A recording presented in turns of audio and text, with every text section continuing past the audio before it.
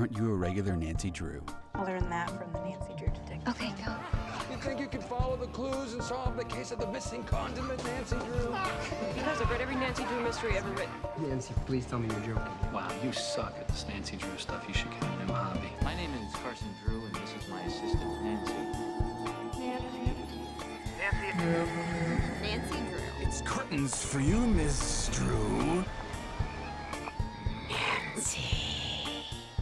Nancy Drew strikes again. A regular Nancy Drew.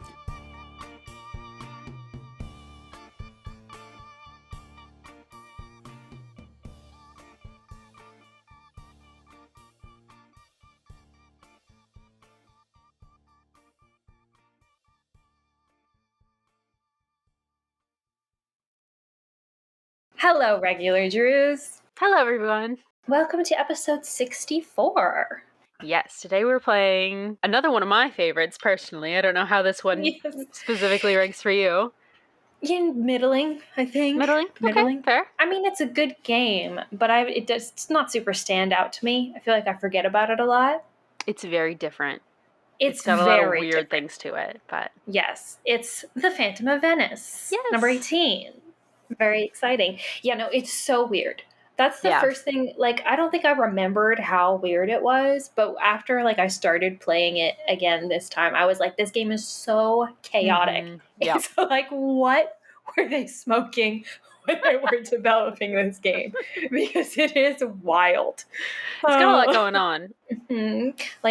The intro is different. I think this is the first time they've ever done, a flash back forward kind of situation, and just the amount of shenanigans that Nancy gets into, and just the references. I mean, it's just a wild game. I never knew until literally this playthrough, I think, or at least I don't remember, that they had outtakes at the end of the game. Oh, yeah. Mm-hmm. That were set up You never saw those? No! Oh. Never in life. Benefits of watching all the credits. Yeah, I guess I never did until this time around. And I'm sorry, but giant pigeon? Do you know a lot of the games have outtakes? No! Yeah, a lot of them. What? Yeah. Okay, Yeah. hold the phone. Yeah. Which one? Because I need to go watch them immediately. Off the top of my head, I can't remember specifically which ones have them. This game doesn't do that, but later games in the series, the more awards you get, the more outtakes and bloopers you get to see at the end of the game. So, if you only get one award, you only get to see, one blooper, but you have to watch until after the credits are already over. Yeah, the ones in Ghost of Thornton Hall are great because Paw from Trail of the Twister gets up and dances on the stage from this game in one of the outtakes. What? Yeah. The hell? I have never heard about this in my life. How have I been involved in the Nancy Drew fandom since I was 12, and I have never known this? Another great one is, in Ghost of Thornton Hall when you're standing upstairs next to Nancy's sleeping bag and you see those bank of windows in front of you. Right. One of the outtakes is one of Bruno Beaulieu's glass eyes will just come and peek in the window at you. You just see this giant eye. Yeah, they're all really bizarre. And sometimes it's just Nancy talking to herself, or they get the lines wrong and then they animated them getting the lines wrong. Yeah. How it's great. Did I never... I don't know. I'm flabbergasted, regular Drews. I had no clue. And I thought it was just this game, and so I thought it was just an illustration of just how wild and crazy this game, but I guess they're all like this. And I not just all never of them. knew. Certainly not all of them, but you're telling me you've never seen Gummy Bear Theater? No. Deadly Device, Ryan has a whole puppet show with her gummy bears after the game ends. Yes. The front door. Yeah. No. How have you not seen it? How have we never spoken about this? Oh my God. You have to do a replay of all the games this weekend so you can see Seriously? all of the bloopers at the end. Oh my God. I mean, I've never, first of all, I've never stressed about getting all the achievements or whatever, to for completionist sake. I've never done that. If I had known that I would get like bloopers at the end of it, I 100% would have. Yeah. I feel so stupid. Oh, I feel like no, don't feel like stupid. no. Just like I just out of the loop. You know, like how did I miss this? That's okay. Where have I been, you guys? Oh my god. I have a weird thing. I have to watch the credits every time. I don't know why. I just like to sit there and watch all the credits every time you're I play. a good so I fan end for up doing seeing them. so. Yeah. Yes. Yeah. If you say so. Yeah, well, pay respect to the people who made the game, you know. But Yeah. I never have. So. Well, I like to see who the voice actors are, if there's any names I recognize, because sometimes we'll be like, oh, that person was in a previous game. That's why I thought I recognized the voice or whatever. So Wow. So definitely play through the whole entire thing. Watch all the credits, and then you guys will get to see the trailers, or not trailers. After the trailers, usually they have. It was just. I don't know if it's like this for all of the blooper sets, obviously, because I've never seen them. But I just found it so strange that they structure them like film outtakes, like they're recording, like. I think this is the first game that they did that, actually. Okay, yeah. It's just like with that, like the flubbed lines, or like, Fango falling out of the window, which, by the way, insane. Yeah. But like with that, I'm like thinking like, so in their minds, are they thinking that like this game is like a play or like a movie, I don't know. that we are. It's just such a weird concept to like try to wrap your brain around, and I was like, I don't get it. I like, what are like, this is insanity. Just like we just had a collective mind losing. Yeah. They did a lot of experimental things with this game that they ended up, piggybacking off of that, or like doing, going even further with it for future games. So it really, I don't know, it's kind of I don't want to say a rocky start. They definitely had to find their footing with some of the more weird stuff that they tried to do, but I love it. I think that this game sets off a great trajectory for the rest of the series after this. Yeah, it's definitely hilarious and like so funny to watch, and like definitely it's so hilarious and so like just fun to play, because you truly don't know what's going to happen next, or what people are going to say, or what crazy thing you're going to have to do. So even though it's wild and it's like, who thought of this? It's still really, it's just fun. So it makes for a good game, even though it's totally wackadoodle, you know? I would have loved to have been in that pitch meeting. What if we took Samantha Quick, we made her a real character, and then Lonnie calls herself and threatens herself as Samantha Quick. and then we have her go to a nightclub to dance on stage.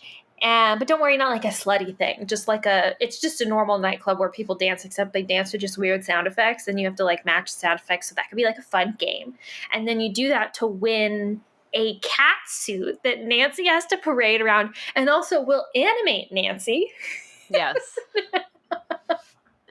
So you can see her, but don't worry, she'll have a mask on, so nobody knows what she looks like. Just her.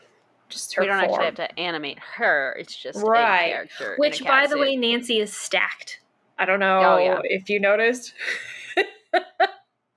Nancy got some bazoombas in the cat suit.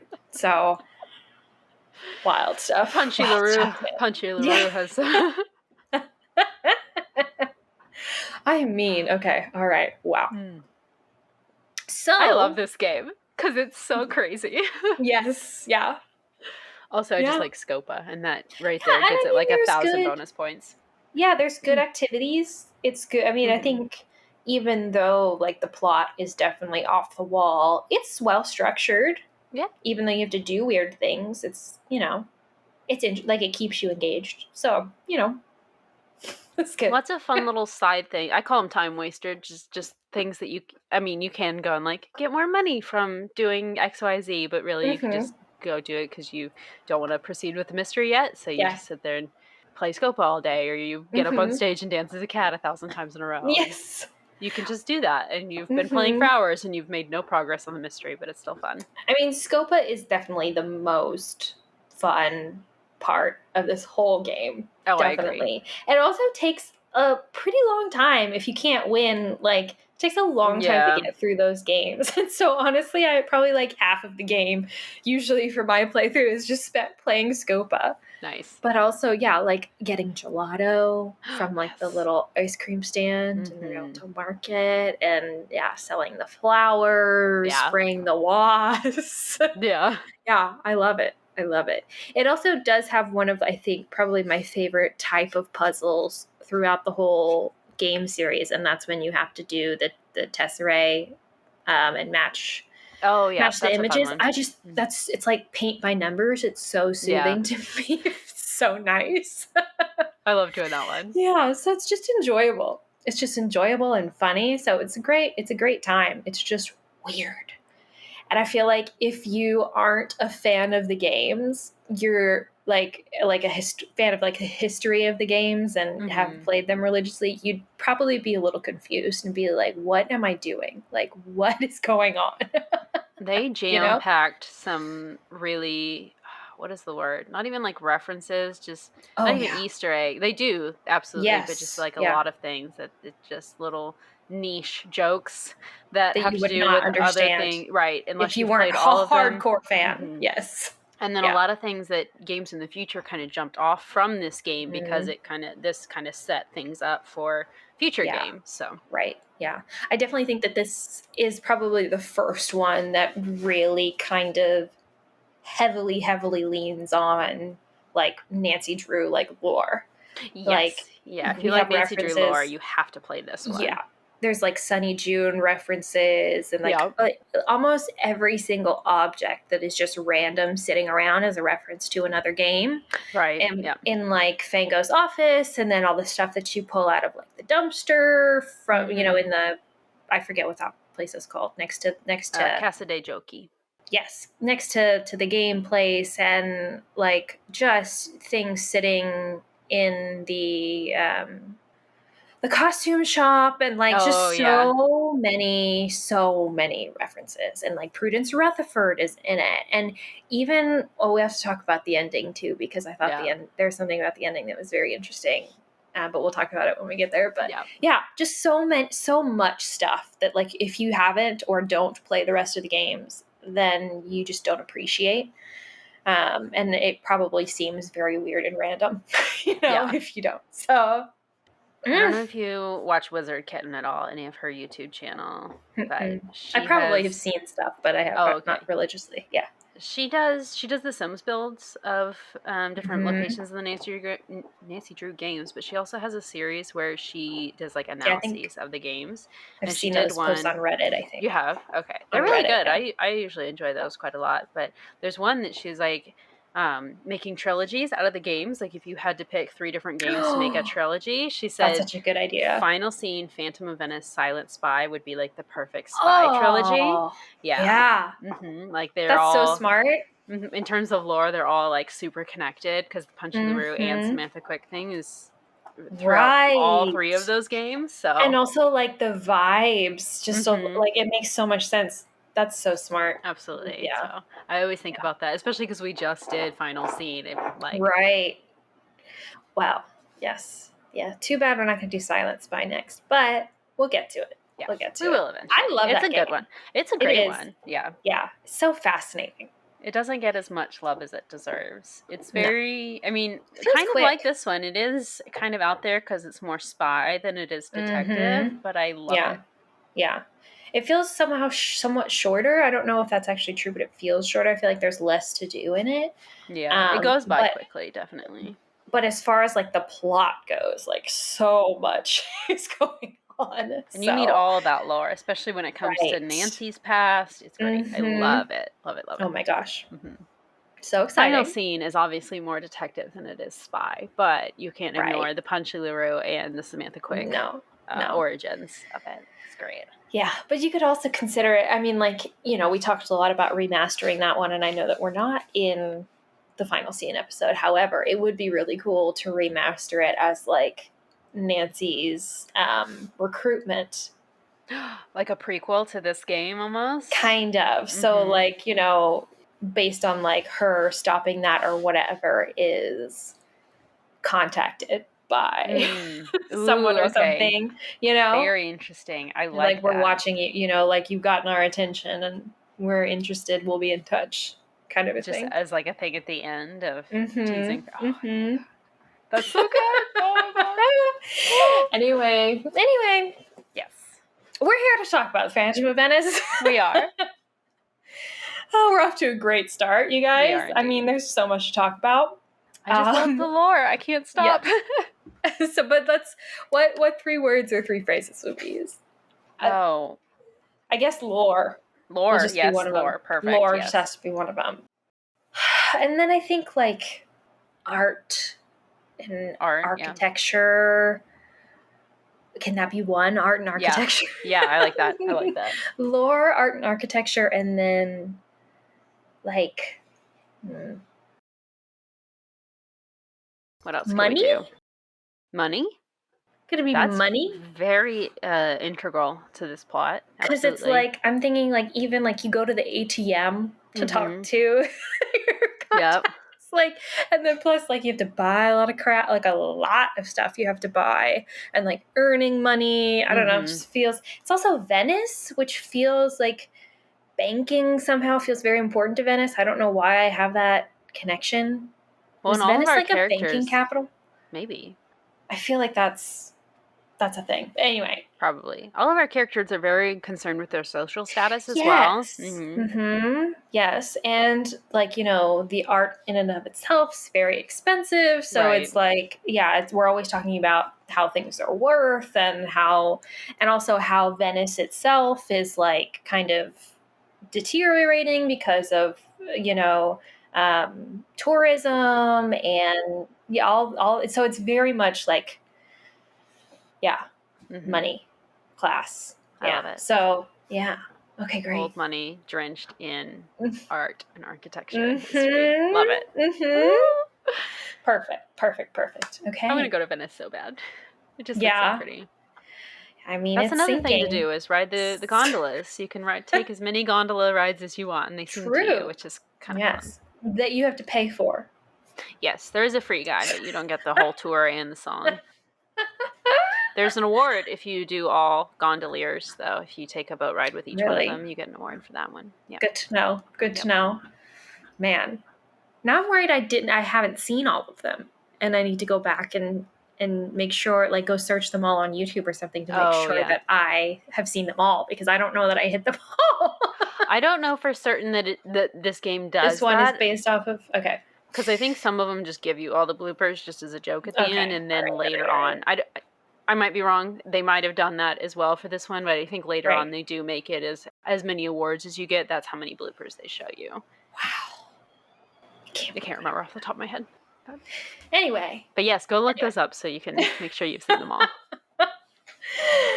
Okay. Well, this game, we start off on Nancy's desk. So we are done pretty much with the stacked books menu, which is sad. I love it so much. I think that was Danger by Design. We first did away with that, if I am remembering correctly. So yeah. So we're at Nancy's center of operations, and of course we have all of her stuff on her desk that we can look at, her scrapbook where we can look at all of our previous cases. We have the How to Be a Detective guide, which is just like a little instruction manual on how to play the game if you've never played the games before. And we have our junior and senior detective setup as well. I always do love how whenever you start the game at her center of operations, you get like an idea of like the setting already, or at least the setting in River Heights compared to the setting of wherever it is we're going. And so at the start of this game, it's very clearly winter. Mm-hmm. Yes. Which I thought was interesting. It feels like a summer game, but we're there for Carnivale, which is a pre-Lenten festival. So it's got to be February, maybe March at the latest, I'd guess. But it's like snowy outside and the trees are bare. So it's such very a great touch. I love that. It is so strange to me how Nancy lives in this like timeless space, but it's a space that's so affected by time. You know what I mean? Yeah. I could write a freaking dissertation on it. Maybe you should. Just- I would read that. Just the way that like it gets integrated into all of these different iterations. How Nancy, even in these PC games, she exists outside of time and yet somehow within time. Mm-hmm. So strange. Anyway, She fascinating. experiences every season, but she never ages. But she never ages. Mm-hmm. And we can talk about next summer, but she's still 18 next summer too. Right. Yeah. Mm-hmm. But also, of course, how keeping her ageless is so important to be able to continue her and her legacy. So, Absolutely. like, keeping her ageless is keeping her popular. It's keeping her relevant. It's keep to a certain age group. It's keeping her marketable because she's a young woman, and therefore, it's more interesting to tell stories about her to people in the social world that we live in. So Yep. yeah. It's just so fascinating. It is fascinating. Please write that because I want to read that dissertation. Okay. I have too many ideas already. Too many things I gotta do. But I'll just tell them all to you guys on this podcast. There we go. Perfect. Oh, this podcast is my dissertation. Okay. Go back to school just so you can write your dissertation about Nancy on Nancy Drew. Yes. Oh my God, People the have dream. done it. Plenty of people have done it. Have I told y'all that I wrote my college entrance essays on Nancy Drew? Did you really? Yes. No, I didn't know this. That's Yes. amazing. It's pretty much just one that I wrote that I reused a few times and tweaked a little bit, but yeah, I wrote it on Nancy Drew and about how influential she was when I was growing up and how she's a feminist icon and how, you can look at her throughout history and how she changes but stays the same and That's how amazing. Yeah. Yes. Yeah. There was some regular Drew in It that was there. admissions office. Like, oh, I It's gotta been there admit the this whole person time. just for their choice of topic. Yes. Yeah. Love it. Oh, so funny. So you never know. It could happen, regular Drews. But we're here to talk about the Phantom of Venice. We're here to talk about Nancy Drew. That's true. That's true. So the most important thing that we need to look at on Nancy's desk is our case file. And this case file explains that Prudence Rutherford, who we know from Secret of the Scarlet Hand, has invited us to Venice. Apparently, Prudence belongs to an organization dedicated to preserving Venetian art and is outraged because there is a masked and caped thief known as the Phantom cavorting about the city and stealing all of this priceless art. And so she has talked to some contact of hers at the GDIF and talked them into having Nancy come to Venice and assist in their investigation. My brain just exploding. So crazy. So, we made such an impression in The Secret of the Scarlet Hand on this old lady by recovering her, she owned the jade necklace? Okay, yes. Yeah, that was stolen. Her fire ruby necklace. I think it was like her mother-in-law's that was like left to her or something. Like she had inherited this super valuable. Yeah. Yes. So she was so impressed with us that she has invited us, basically volunteered us to the GDIF, which, how influential is this woman? She's got to be so rich. So rich. Right. And so she has also somehow invited us to her old palazzo in Venice that she no longer owns. She sold it, but somehow she has talked the owner she's a well-to-do widow named Margarita Fauberg into letting us stay there. Who knows? Yeah. Who knows? Mm-hmm. And then once we get there, the GDIF is just supposed to be contacting us so that we can get started investigating. Oh my God. Do you want to start us off? I love it Corey? so much. Of course, yes. So as you said, they did something very, very different with this game that they have not done before, and I don't think that they do this in any future games either, but we actually start with a cutscene of what's essentially the end of the game. We get this shot of Nancy walking through a really, really dark tunnel, and we can only see that she's got a flashlight, so we can only see what's in the beam of her flashlight. There's dripping sounds and footsteps, but we don't really hear anything else until Nancy walks up to this very thick metal door. And she goes through the door and steps into this room, and then all of a sudden the door slams, gets locked behind us, and then the room starts filling up with water. And Nancy says to herself, like, what happened? Everything started out so well. What could be better than waking up in Venice, Italy? And now we're in this situation. It's so strange, too, because it's like we've just read the case file. So it's like we know where we're going. Like, we don't need this intro that we're in Venice. And it's just, and it does take you out of it a little bit. So I can definitely see why they chose not to do it later. They chose not to do it again. It is bizarre because, the point of it is for you to think, how on earth do we end up in a dark tunnel? Like, how does that connect to this mystery? And then you're just wondering that the whole time. And then But finally... like, if you've played any previous Nancy Drew games, you're not wondering how you end up in a dark tunnel. Like, right. We assume that we're going to be in a dark tunnel. Of course we're going to end up in a dark tunnel. And so, and also, like, based on the way that they put all this other stuff in the game, it does seem like it's a game that's very geared towards fans of the existing games. And so it's like, why would you start it off like this in that case? That just feels unnecessary.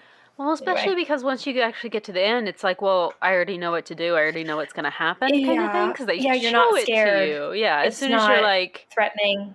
Yeah. Because what is it at the end? She gets the final clue to like go to this place, and it's like, well, okay, well now I know that it's the end game, so I'm like ready to do what we need to do. Yeah. So it's very strange, but. So she's like, what could be better than waking up in Italy? And then it cuts again, and then we just get this, like, we start the game, we wake up in Nancy's bed in the palazzo in Italy.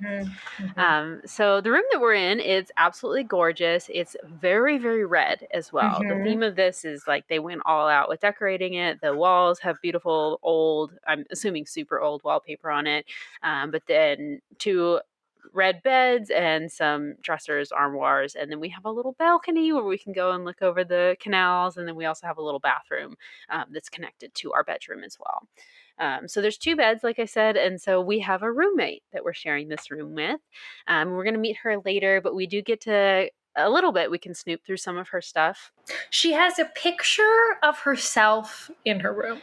Yeah, just like framed that she brought in her luggage, like 8 by 10. With her to Venice. Why? Yeah. It's not a picture of someone else. No, just Who herself. Who brings a framed picture of themselves when they're on vacation? I mean, I guess she's working, but regardless, you're clearly not at home. Why are you bringing even if you were why at would home, you have a framed picture of yourself? It's just a territorial thing for her. Sorry, what? It's a territorial thing for her. She's like, oh, I know I'm going to have a roommate, so I'm going to leave a picture of myself just like staring at Nancy while she sleeps. My side of the room? Yes. Do not cross over here. Stay away. Oh, gosh. Anyway. But she also has, like, just some other personal belongings there. We do see that she has a stack of postcards on her nightstand or whatever, and they are written in a few different languages, so we get the sense that, she's a European person who speaks many languages, because many people who live in Europe do speak many languages. We do also get to open up Nancy's wardrobe on her side of the room, where I don't want to call it a game, but we can dress Nancy up in clothing from that armoire, and it comes with a few different outfits that I guess she brought with her, but later in the game we can go shopping for more clothing to add to the wardrobe, and so at any point in the game you can come back and change Nancy's clothes, dress her up in whatever you want to, give her the craziest outfits. I will say none of the fashion is particularly stylish, so the outfits don't actually look very good together.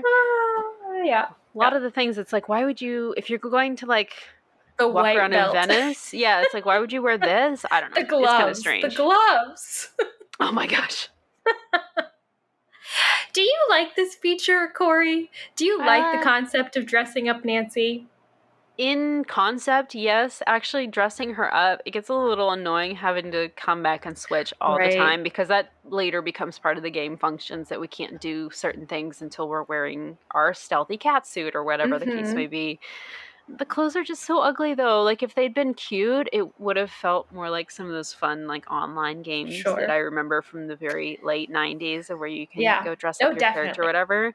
This didn't really feel like that because it's like, I don't want her to wear any of it because it's all kind of ugly and none of it matches together. So I think it's just weird it's because the whole random. concept. I mean, I definitely understand that they were trying to, like, a lot of the girl games at the time, you know, introduce an element of like dress up in fashion, and I'm not against that at all. I love No. those, you know, kinds of games. I think they're super fun. I enjoyed them a lot when I was young, but it's so strange to me because we can't see Nancy, Right. so we can't see Nancy in the clothes that we dress her up in. We just are supposed to we see know her that she's outline. wearing them. That's Right. all. So. But that's, you can't, I mean, it's more like dressing like a doll form. Right. Like, exactly. Of like a paper doll situation. And it's just but a like, faceless, shapeless but a outline faceless, of, right. it doesn't And even so feel it's like a paper doll. And so it's like there's no enjoyment because we don't get to see Nancy dressed up as that, you know?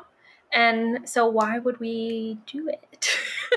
So this game was also released in 2008, which I feel like was a little late for the, I guess, the like peak popularity of that type of game. So it's just, I think it missed a little bit more than it hit.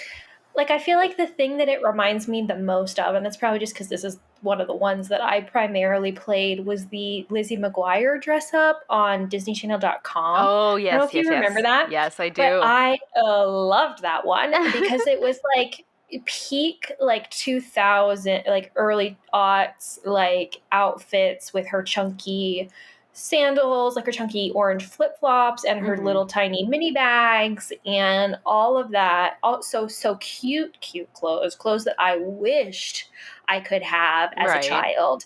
And then you get to see Lizzie in them. And so it's fun. Yeah. But yeah, so like lack of cute outfits, lack of like a character to like identify with and like, you know, see them in the clothes. So it's like nothing to aspire to. Right. It's like, it's just weird. Poor in execution. Well, and I know that they don't want to animate Nancy, so that's why they, of course, didn't put her face on it. But you also didn't have to do that in the beginning at all. If you like really still wanted the outfits to be a part of it, you could just have them in her inventory and just have us switch in and out of them from the inventory, or put them in like a trunk or something, and we have to click on it to put it on. Sure. But not like a weird dress up scenario. Oh, wow. But yeah, so we can dress Nancy up in whatever we want to wear. And then, another little like Easter egg part of this game as well. In the bathroom, every time Nancy goes in there, she'll say a quote from a previous game, which is cute. Is that what they are? Yeah. A lot of those all references were lost on me, I have to admit. And I don't know if it's just because I don't play the games enough to be able to, I guess it's that I can't recognize them. But she just says the most random things. She does. They are, some of them might be quotes to movies, although I think that was a different game that they did that in. She spoke Italian a lot in mine. She would practice Italian. Yeah. That's cool. Yeah, which I thought was a cute little choice. Yeah. Oh, well then, of course, there's other things she can say as well. But sure, okay, so some of them are references to other games, maybe not all of them, though. But then we can start exploring the rest of the palazzo here. There's 4 main explorable regions. So there's Nancy and her roommate's bedroom. There's the large foyer. There is a rooftop terrace. And then there is like a gated entry area, like I guess, I don't want to say courtyard, just like a little space downstairs. It's not really the front door, but it's still owned, or it's still part of the palazzo. So whenever we first step out of our bedroom, we meet someone named Colin Baxter, who looks like Justin Timberlake with his ramen hairstyle from the 90s. Blonde, curly hair, yes. Yep. And we learn that he is here because he is working on restoring some 14th century mosaics that are in the palazzo, and he is working with tesserae, which are his favorite thing. We quickly learn that he wants to show us an endless amount of these tesserae, and all he wants to do is talk about them, and if we are not interested in talking about them, he gets very incel-y and very angry with us. Yes. And talks about how how he thought that he'd found a kindred spirit with a love of art, but really we're just a phony like the rest of them. And Nancy has to be like, oh, no, sorry, I do like Tesserae. I just don't have time right now. I'll be back later, though. And it's just, I don't know. I don't like this man, and we spend a lot of time in this game trying to please him, and it's just kind of creepy. Icky. Well, it's also like in every single Nancy Drew game, there has to be a young-ish male character that has the hots for Nancy. Yep. Every single one. It's so irritating. I understand why. And of course, who doesn't want to be a desirable person? I get it. And so it's like, we have to show Nancy as this, but it's like, can we figure out a different way than having them be a suspect and also like just the worst people? Yeah. Like, seriously. They're all interested in Nancy, but Nancy shouldn't have to like spend her time entertaining these men. Pandering to them. Exactly. Yes. Yeah. And she but absolutely the problem does. is, though, is that when they are suspects, we do kind of have to do that, right? Because we have to treat them in a certain way in order to get information from them or in order to make them cooperative to assist us in our investigation. And so it's kind of inevitable that you have to, be quote unquote nice to them. Yeah. And so the whole setup of them having the hots for Nancy and Nancy kind of like let them down easy because she has a boyfriend or whatever, it's just gross. It's just icky. It means like Nancy can't have firm boundaries and they like always set up these men to be kind of like incel-y and like they feel like they deserve Nancy and that they want Nancy but they can't have Nancy and Nancy has to It's gross. Awkward. And he's gross, and I don't like him. But he's here, like I said, to work on restoring the whatever. He's here to work on restoring the palazzo. We learned that he's from Oxford, but he wishes that he were from Venice because he just really loves Venice and loves being here. And he feels like if he were from here, he wouldn't feel bad about like living here because there's such like, there's housing issues. There's just not enough space. The cost of living is really high and all that in Venice. So he feels a little bit guilty about that, we learned. But otherwise, he's just enjoying being here, having his time in Venice. He does also tell us about this bronze statue that's just kind of sitting on the work desk in front of him. And we learn that it's apparently a late Etruscan bronze little figurine. Looks like it's maybe like 8 inches tall or something. Kind of a small thing, but interesting. And he also tells us that there's a package by the front door that has arrived for us. We look around this main room a little bit more. We see that there's a desk in the corner and there's an open notebook on it. And all the writing in the notebook is in German. Very interesting. And then from this room, we can also access the stairway that leads to the rooftop where we can meet Margarita. She is this fabulous, older, gray-haired woman. She's wearing sunglasses, massive gold hoops, long dress, just tanning in a lounge chair. Just apparently does this all day, every day. Oh my God, the life. God. I wish I were Margarita. When we talk to her, she is like not at all happy that we're here. No. She feels like Prudence Rutherford kind of forced us on her, which I'm sure she did. She did, yeah, it sounds like. So she's very snobby, very snooty about everything, very patronizing in the way that she talks to us. We can ask how long she's lived here, and she says 2 very expensive years. It costs a lot of money to keep the building up. Apparently, the costs of everything has been a large concern for her. The government doesn't provide any assistance for upkeeping these super old homes in Venice, so she's a little salty about that. Still salty about Prudence Rutherford. She brings that up a couple times. But yeah, we don't really learn a whole lot from her, just that she's not super thrilled that we're here, but apparently it's fine because she likes to entertain and have big parties all the time anyway, so it's not uncommon for her to have lots of people around. At this point, we go back into our room and we get a phone call from Prudence Rutherford, and she scolds us for not having called us the second that we got into the call. I don't know if you've ever done it where you do call her as soon as you start playing the game, but she like won't know who you are if you call her then. And it's like this whole thing where she doesn't believe that we're not really Margarita because we're calling from the call. I think that happens later. Does it happen as well? Okay. Yeah. She's just... Her conversations are always very frustrating to me. Yes. She's in a few games, and every single one, she's always really annoying. But mistakes our name. Yes. Is she the one who calls us Francie, or Somebody. That's Hotchkiss, I think. Right. Yeah. Yeah, but similar too. She never knows who we are. So we talked to her. She asked us about the state of the Ca' Nascosta, which is the name of the palazzo where we're staying. And she also tells us that it's really, really important that we wrap this case up in a timely manner. And apparently that's because she is leaving on a cruise in a couple weeks and she just wants everything to be wrapped up by then. We also learned from her that Margarita's husband drowned 3 years ago because he fell into a canal and was weighted down by the dog treats that he had in his pockets. What the heck? What kind of detail is this? That's bizarre. Anyway. Like, why? This is what I mean about this game being unhinged. Yeah. Her husband died after falling into a canal in Venice and being weighed down by dog treats in his pockets because he carried around dog treats because he loved to give treats to dogs on the street. Like, what? How many dog treats did he have on him? There's just like a lack of realism. Right. Just so intensely. And just like a lack of caring, It's just like, we know that this is completely impossible. But we're putting it in here because we think it's funny. It's just so typical of the game. It's typifying of the game. That's very true. There's a lot of stuff in here that you can tell it's only in there because someone thought it was funny Someone during thought the it was funny. production process. Yeah. But so after he died, he left all of his margarita to money. After his death, he left all of his money to Margarita, who, of course, bought the Ca' Nascosta, and then she made some other bad investments, and is now money's tight. Essentially, is what the point of this conversation is. So that's very important to remember for later. We also learned that Prudence is now working on her memoirs and has hired an assistant who is helping her with that. So we got to go get our package from the front kind of area because that's what Colin told us to do.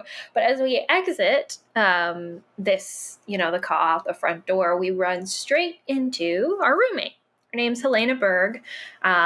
We actually literally run straight into her and she drops all of her mail and we have to help her pick it up. As we do, we actually focus on, one of the letters that she is holding and we see that it's a letter for someone. It's not her name. So it must be a letter that she's writing and sending or something. Someone named Hildegard Killian. That'll be important later. Anyway, we talked to her a little bit. She is platinum blonde. She also has a very strong German accent.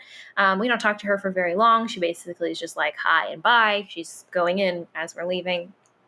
So we keep on going and out into the courtyard area. We find our package that Colin mentioned, and it is from the GDIF. Oh! So it's not, of course, they don't sign it, the GDIF, though. It is very clearly undercover. Mm-hmm. It's a letter from a bank. It's a bank card, and they tell us that we need to go to the ATM in Piazza San Marco to activate it immediately. Very Spy exciting. Mode initiated. Oh, God. I wish I was a secret agent. Probably not. It would actually be very stressful. In actuality, in reality, I just need to be in a cabin in the woods with my stacks of books. But in my mind, you could be the person that sets all this up, has the idea of let's put a bank card, and you don't need to be the person on the ground in the field, but true. Somebody's got to come up with this cool stuff too. Who is it in James Bond? Is it Q?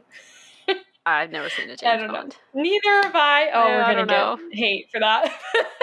Sorry, y'all. Some character in Q, or some character in James Bond, Q or M, or I don't know. They all have letters, don't they? Anyway. Also on this table where we have gotten our package, there is a newspaper that mentions kind of, the phantom thief that has been going around Venice. They call him Il Fantasmo. And apparently he has just stolen a magical chalice from a nearby convent. It's just legendarily magical, but it's still interesting. But we should go off to the Piazza San Marco to get started investigating. So we do. It's this large cobblestoned pedestrian area, this grand kind of street with all these grand old buildings around it. There's a small book stand over to the side where we can buy a German English dictionary that we will probably want to pick up because that'll be very useful to us. And then there is also a small enclosed like ATM off to the side where we can insert our bank card, and it opens up this interface. I don't know. Do you think that this is an entirely fake ATM, or do you think that this is an ATM that they have like put in like software, like loaded That is a good software onto? question.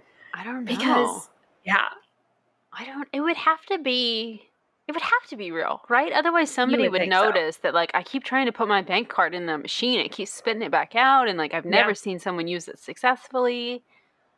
And then they'd probably like call the bank that it's associated with, and the bank's gonna be like, "What ATM at the What are you back talking corner? about?" We don't have a yeah. It's gotta be real, right?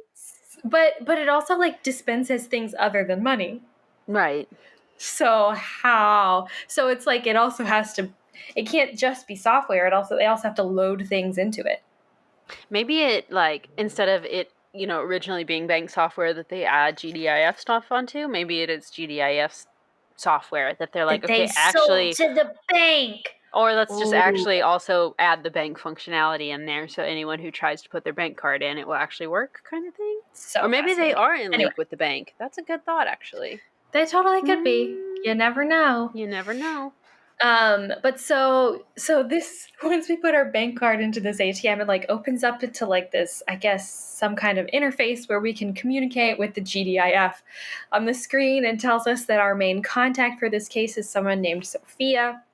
We can also open up like a little dossier on the crimes currently believed to have been committed by the Phantom, runs us through everything that's been stolen. There have been several artifacts stolen.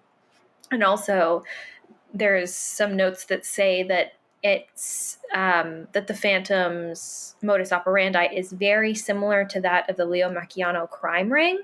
But the Leo Macchiano crime ring was broken up recently, and they haven't been able to make a connection between the two yet. Also, there has been like no evidence left behind except some witnesses that say that they've seen this Il Phantasma in a black cape and a Brighella mask, and so that's why he has this name. But also, surveillance cameras have been malfunctioning whenever the thefts occurred. So clearly, like someone kind of professional is behind this, And so our on the job, inside. No, right?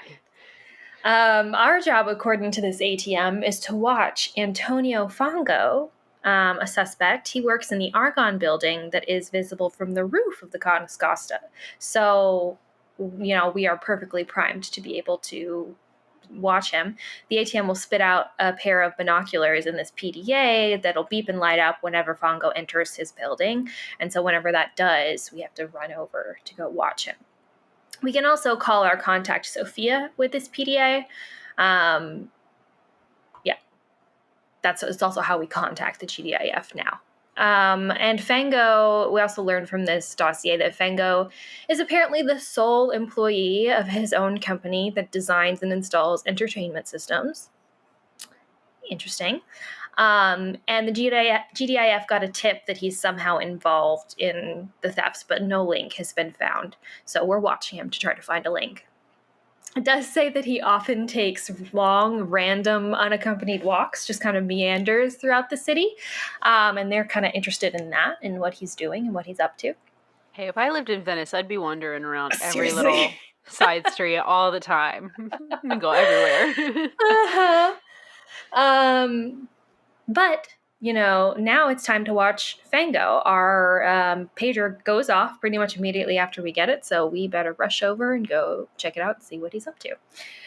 So we go up to the roof at the CAW, and he's there in the office, just as the pager said he would be. And it's boring. He just sits at his computer. He walks around for a little bit until we see a pigeon fly up to the window, and then Fango goes over, opens the window, and takes a message off the pigeon's leg.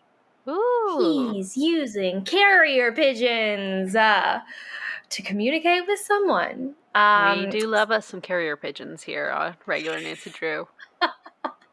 Is he in the International Association of Pigeon Fanciers? Oh, that's right. Fongo's in that organization? forgot. Yes, so funny. What is that? Password to Lexper Yep. Yep. Yeah, oh Love yeah, it. and I remember in the movie they They find the pigeon as follow well. the bird in the car. Yes. Yeah. So good. That's right. Anyway, so we have to call Sophia about this. And she tells us that what she's going to do is leave a tracking device hidden amongst costumes in this costume shop in the Campo Santo Maria Formosa.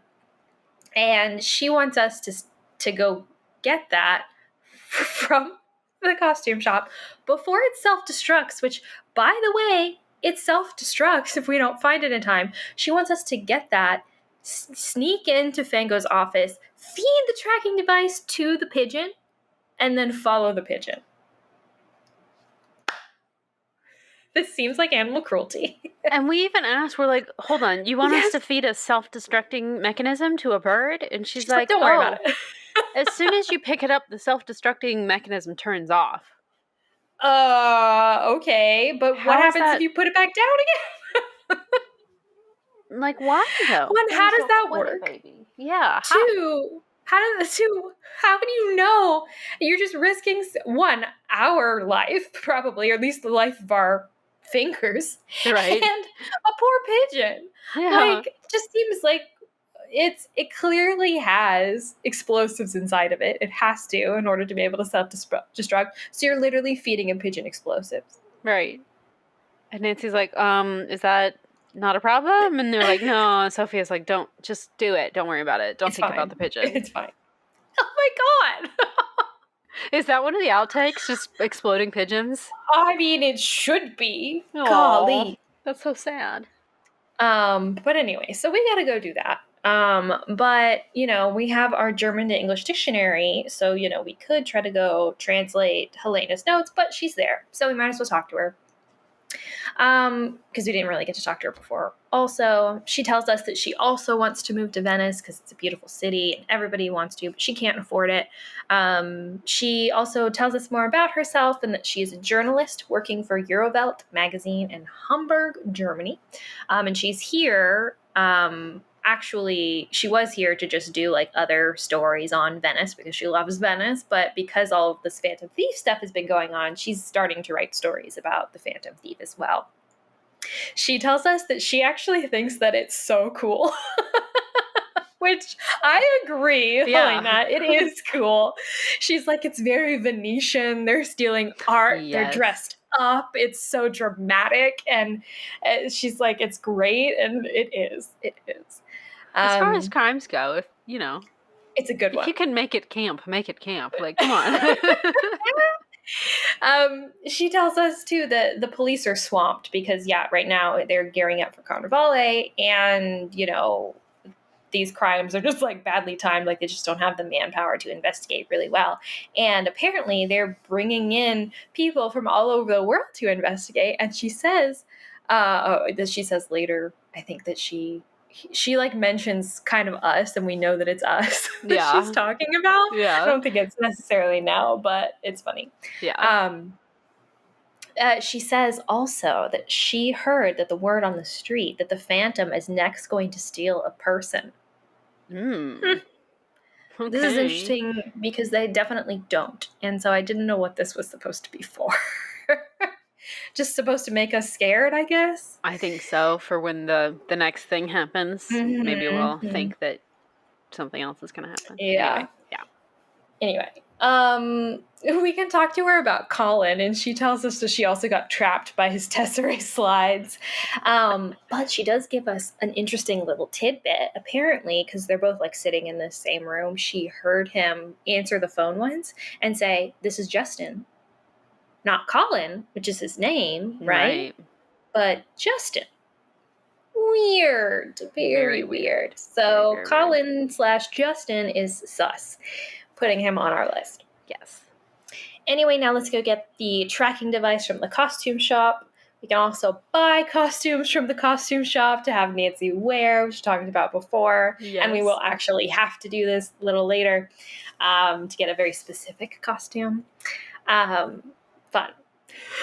Also, at any point in time now, we can go to the Campo San Polo, which I think it's because Helena mentioned that it was like her favorite spot in Venice. We can go there, and off to the side in this location is a nightclub. And we can go into this nightclub to dress up as a cat in a black skin-tight catsuit and dance for money. What else would you do in an evening in Venice? To the weirdest sound effects, like laser sound effects and weird bongo drums and an ocarina. And a siren. Like, and a whistle. When I go to the club, I prefer to only listen to whistle sounds. Laser noises. Golly. So weird. So shrill. We actually have to do this and do it well enough at some point to be able to earn the catsuit so that we can keep it and take it home, because we're going to need to use that later.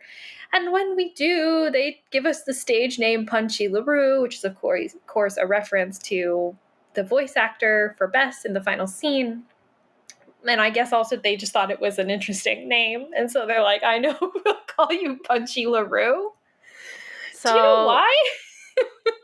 It is just a reference to the final scene. I have heard Punchy LaRue was just a pseudonym for someone who they just needed a voice actress for Bess. And so I think it was either like a member of her interactive staff or like a family member of theirs or a friend, just somebody that somebody knew and agreed to do it and didn't want to use their real name. So they came up with a joke name, and that was Punchy LaRue. Interesting.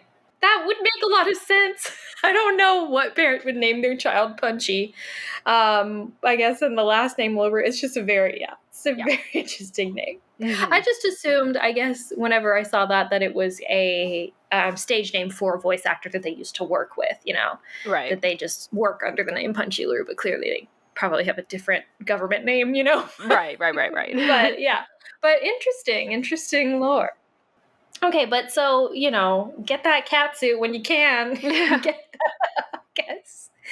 And then we have to go break into Fongo's office with our explosive tracking device. So when we get there, we actually have to get a bobby pin from our armoire first in order to unlock his door because it's locked. I love that puzzle. The lock-picking puzzle. It's a fun one, yeah. Yeah, it's actually pretty accurate, too. I mean, kind of. I mean, obviously... they that's not really how the tumblers process, work. But... Right, but it's at least... You can actually see the tumblers and trying to get through the tumblers. That is how a lock actually turns. So, right. Cool. In effect, it works. I like it. Yeah.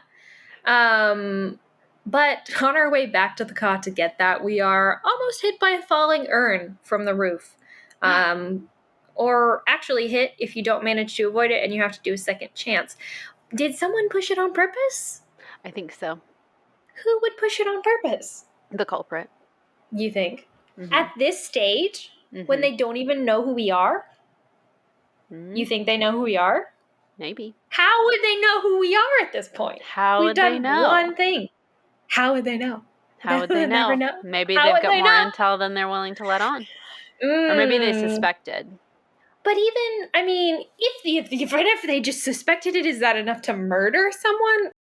I mean, we don't really know. It could have been on purpose. It could have just been the cot is literally falling apart, so it could have been a total accident. Sure. You never know. But, okay. When we get into our room, we do see that there is a basket of sausages. Weird. There is also a note that it came from Colin. As a gift, he got us this basket of sausages, You can choose to eat them or not. But if you choose to eat them, Nancy will get so sick that she immediately passes out. And once we if we talk to Colin about it, he'll tell us that he didn't leave them. So someone else must have written his name. So someone else left them for us. And we can actually go around the cot and compare the handwriting from this note to things people around the cot have written to track down the culprit. And then we learn that it does seem like Colin actually sent them. Yeah. I like that And- they do this. I like the handwriting Yeah. analysis. I just wish that we'd use that for like an actual clue rather than the sausage just this side journey. weird- But yeah. Sausage side journey. Such a funny way to think about that, yeah. Because you absolutely can just skip this part of the game. You don't have to do it at all. So we can go like confront him about it later, and he will admit that it was actually him, and he just didn't want us to know that he'd been stupid and accidentally bought us tainted sausages, but he really thought that we would just like the sausages. I'm sorry, what about Nancy is like, hey, buy me sausage? Like, what? What a weird guy.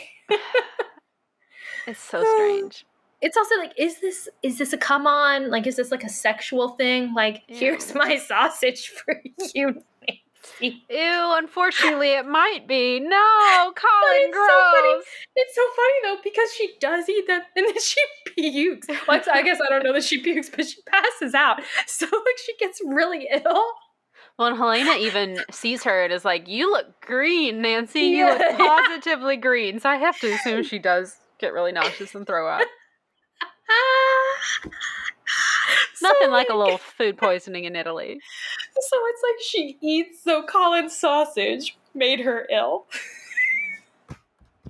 Colin's existence makes me ill, so I get it. So good. I 100% approve of this really weird, crazy side narrative in this game. I think it's absolutely aces. 10 A+ to whoever came up with it. Who wants to see Nancy get sick? Let's write that in. Nancy needs to just absolutely Ralph all over the car. Let's just put that. Anyway, we came here to get a bobby pin. Oh, do you want to take it? Sure. So we get our bobby pin, we use that to pick the lock, and that gets us inside of Fango's office. It's pretty basic, a little mod looking in here, green carpet, massive big windows that face the side of the building that faces the car. We see a desk with a computer on it and weird little trinkets all over the place, a lot of which are references to past games, which is really fun. And then we see that the pigeon has come and landed like on the windowsill just outside of, one of these big windows on the side of the wall. We get some birdseed and then like we mix that with the tracking device and feed it to the pigeon. It eats it, so successful mission, I guess. Yeah. But as soon as we've done that, though, we get a notification on our PDA that Fango is on his way back into the office. He's already in the building, so we only have a very quick window of time here to hide. Yeah, it's pretty simple. We just go hide in his like wardrobe, this like metal closet looking thing in the room. We hide in there, close the door, and then we hear Fango come in. We can kind of like peep out of the door and see what he's up to. He goes over to the pigeon on the windowsill and kind of does something. We can't really see what it is. And then he leaves. Okay. So we come back out of the closet, and as we do, we see that there is a poster that's like taped on the inside of the door of Commedia dell'arte characters, or masks that the characters wear. And some of them have actually been crossed out on the poster. That's very weird. But now we can actually like have the time to actually explore his office, and there's a bunch of random stuff in here. It looks like that this is almost like he's doing like travel. What is it called? Planning? Like like he's a travel planner or. Oh, that's not what I got from it. I got that he was like trying to like flee, like he was planning his getaway. Okay. Travel agency. That's the word that I was looking for. Yeah. It travel almost agent. Yeah. It almost looks like we know this is supposed to be a technology company, but with all the brochures that he has for foreign locations, it almost looks like he's like a travel agent for them. Has been using a travel agent or something. He's clearly trying to plan a getaway, which is very interesting. We look around at his filing cabinets a little bit. We find that there is a deck of Scopa cards, which we will later learn is this Italian card game that I'm obsessed with personally. But we see that in the deck, there's a few cards that are missing. That's interesting as well. we go over to the desk, or we go over to the computer on the desk, and we see that it is password locked, but we can find the password pretty easily because there's like a little icon of one of the Commedia dell'arte masks, and we just go over to that poster, figure out which mask it is, and type in the name of it, and then that lets us in. Once we're in the computer, though, we see that he has a bunch of deleted emails. There's one about like a canceled one-way flight to Tahiti, another one that's a different same-day flight to Aruba. There's also a log of chess games that looks like it's been like a chat on an online chess game between himself. He's using the name Il Capitano, and then someone named Scaramuccia. Okay. And then after the actual like chess game, after they finish playing the game, there's a location that gets mentioned in the chat. A drop location, maybe? Very interesting. So at this point, we decide that it's time to follow our pigeon with his newly ingested tracking device. And our PDA has a little function on it that shows us, or it's not precise, but it'll show us like a general location of where this pigeon has flown to. So we have to go to all these different locations, and when we get there, there's like literally 1,000 pigeons on the ground, just kind of standing there pecking at some birdseed on the ground. So we have to try to guess which is the correct pigeon. Eventually, when we find the correct pigeon, we can find a little piece of paper that's wrapped around its leg, and when we open it, it just says "hello" with an exclamation point. Alrighty, very strange.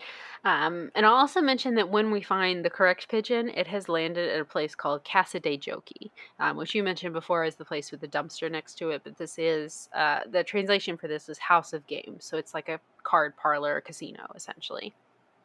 So now that we've found this hello message, very, very secretive, so much espionage. We need to call Sophia, and she tells us that the Casa dei Giochi is this private club owned by Enrico Tazza, who is a suspected criminal who the police believe has been fencing stolen goods. We also think that there is a possibility that he has been working with Fango and the Phantom. Supposedly he used to work with this Leo Macchiano guy, but is now, like, on paper he's like got his hands off of it, but we think that really that maybe there could be something more to this. Sophia tells us that we should go talk to Enrico and try to get on his good side, and she also tells us that she suspects that the hello is really just like a diversion almost to get us to not realize that it's actually a micro dot in that exclamation point. That dot on the end of the exclamation point is actually a coded message, and we have to look at it through a microscope to see this teeny tiny little message inside the dot. Very cool. Very clever. So, as you said, we start digging through the dumpster that's next to Casa dei Giochi. There's why? Why not? This is my thing. I know at this point, this is the part about the games that I think is just so wild. It's like, of course, people who have played Nancy Drew games are going to click on every single thing, and we know that if there's a dumpster that we need to dig through it, yes. If you're just a random person playing this game, how are you supposed to know that you should go dig through this dumpster for trash? And literally, we have to go through so much of this dumpster, literal trash through this dumpster, before we actually find the interesting tidbits that we need to find in order to progress the game. And why? It's like really important tidbits too, like things you wouldn't be able to finish the game without. And why are these things in this random dumpster? It makes no sense. Like the head of a carousel horse. Like, why? No, I mean, like, why is the very important information to our case in this random dumpster? I mean, you could say, yeah, like maybe it's from like, the game parlor, like maybe Tatsa or whatever, or one of his lackeys has had this information, but why? I don't know. Anyway, very interesting. Sorry, continue. Well, we dig through the dumpster and we find, like you said, there's references to other games, like the carousel horse head is in there, and there's like a dead fish, just some other junk. It's nasty. But eventually we find this piece of paper that is a record from Scotland Yard of someone named Justin Beaumont, also known as Colin Baxter. Oh. Okay. All right. So we see where this is going. Apparently, according to Scotland Yard, Colin used to go by Justin. He previously stole a Renoir painting from the home of one of his clients that he was doing this restoration work in their home in England, stole the painting, was caught eventually, pled guilty, served time, and has since changed his name and has moved to Venice. He doesn't have any more recent crimes on his rap sheet since the painting thing, but apparently he has been seen playing cards with a black market art dealer and has apparently, had these links to the Macchiano crime ring. So we need to go talk to Colin and figure out exactly what on earth is going on with that. We do talk to him about it later, and he says that it is true. He only did it because the man didn't appreciate art, and he didn't deserve to have a Renoir, in his opinion. And he says that Margarita does know about this and is essentially blackmailing him with the information because she is getting him to work for a cheaper rate and also use cheaper materials, and doesn't want anyone to know that she's using cheaper materials on her restoration project. And so she says, if you don't tell anyone that you're doing this cheaper labor for me, I won't tell anyone about your criminal record, because if people knew, they might not hire you to come into their homes to repair their artwork. Are we supposed to think that Colin is noble because the reason why he stole the Renoir was because the other guy didn't appreciate it enough? No, we're supposed to think he's a jerk. Who doesn't respect people's personal property. He thinks he's Robin Hood, but he's just an incel. I'm sorry. Just an asshat. But anyway, we're still looking through the dumpster, and we actually find another piece of paper in there, and it is a letter to Enrico Tazza from a recruiting officer at some school recommending a student named Samantha Quick for an unspecified job.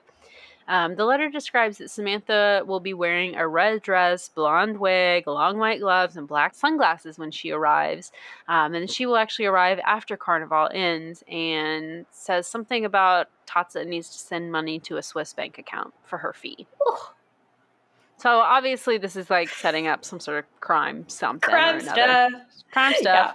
So now that we have these instructions on exactly what to wear, we can go buy those items from the costume shop, go put them on, and then impersonate Samantha Quick. Perfect. Wonderful. So we go home because we can only change clothes actually in that wardrobe in the car. But also when we're there, our pager beeps, so we have to go watch Fongo. We do also see when we get back to the car in the little courtyard area downstairs where you first enter, we see that a box of chocolates has been delivered. And all the characters tell us that some chocolates have arrived for us. So we go down to look at it, and we see that there's a tag on there for Il Dottore. All right. I wonder who that is. In Fango's office, we see a very similar box of chocolates, and there's when you have a box of chocolate, there's the little guide of which chocolate is which flavor and everything. But when we look at that, we can see a translated phrase, Copa safe is what it spells out. When we translate that, it means cup safe. So that, of course, is a reference to the chalice that was stolen closer to the beginning of the game. So someone here is somehow involved with Has this. to be. They have to be. So if they're getting stuff delivered here, it's someone who's living at the car. So we have 3 suspects. Right. And of course, we already knew that we did, but... Yeah, of course. It always annoyed me we only had 3 suspects in this, because I feel like we could have had a 4th. Although I guess Enrico and Fango are That's technically... the thing. They're animated, but they're not suspects. Yeah, I do think it's interesting the way that they introduced actual criminals to this game. Usually we don't know that. It's always some surprise character doing crime, right? But this time it's no, there are criminals and we know that they're involved in the crime. We just don't know how they're involved in the crime. And so it's really there could be, there could be just no culprit, except for the obvious ones. So yeah, interesting. Very interesting. Of course there's not. There is still a surprise culprit. Yeah. But It's great. It's so we go upstairs to go into the car to change clothes, but before we actually open the door, we can overhear Margarita gossiping about us to the other 2 people, to Colin and Helena. And basically, she's like, y'all let me know if that American girl is bothering you. And they're both like, no, she's fine. She's and fine. Margarita's like, no, but really, if I need to kick her out, I will. And they're like, no, it's fine. And they're she just keeps going back. Clearly Margarita is bothered by our being here, but everyone else is nice about it. Maybe Whatever. she really did push the urn off to us just because she doesn't like us. Maybe. I think she's the only one who would attempt to murder us, even, considering the end. I think she's the only one who would actually try to do it. And just out of spite.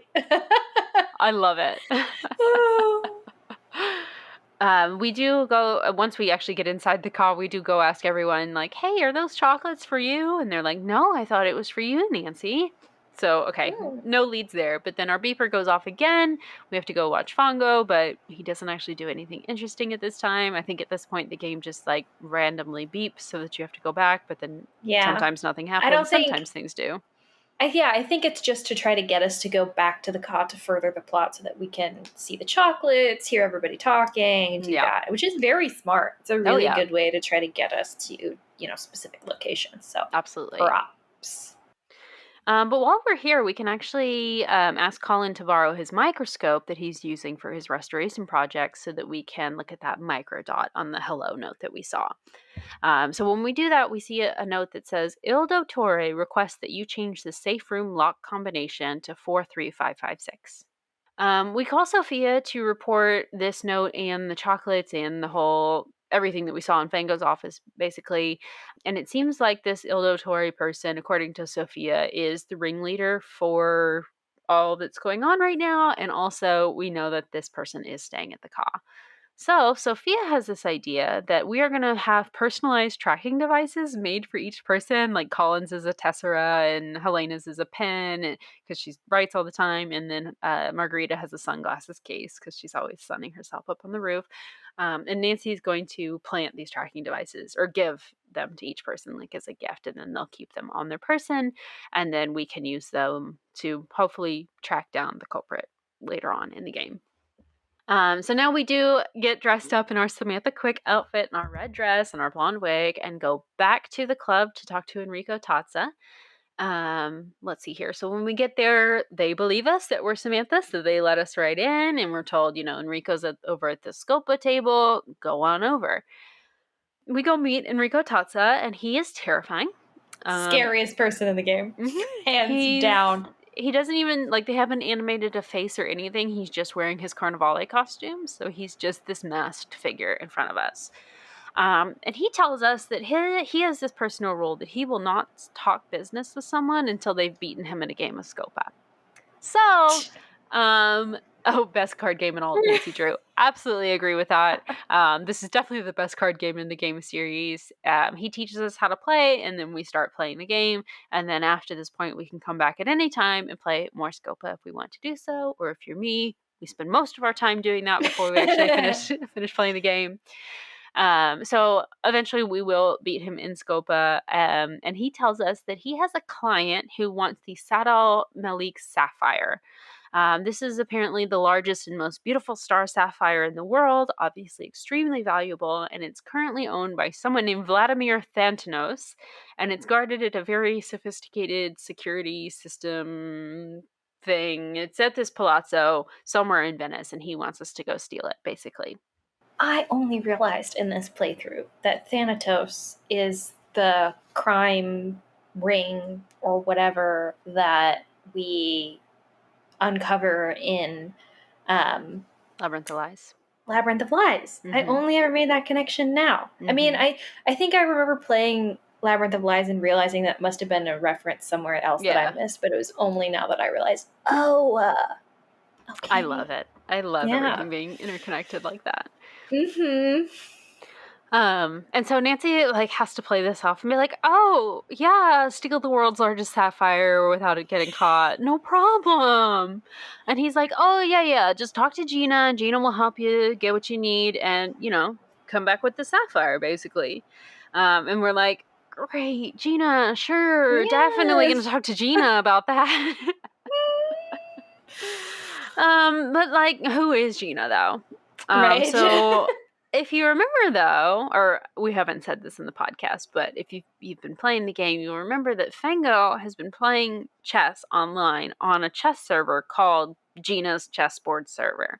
So whoever Fango has been talking to in his little chats about drop points and everything that must be the Gina that we're referencing here. So we have to go back to Fango's office and do that. There's a book that we can buy to learn more about chess rules and everything. But eventually we get back into Fango's office. We play a game of chess on the computer.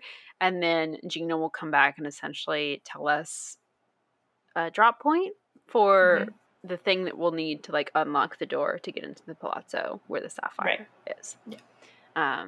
So once we're in Fango's office, we start doing the chess thing on the computer, but then he comes back and we have to hide in the cabinet again.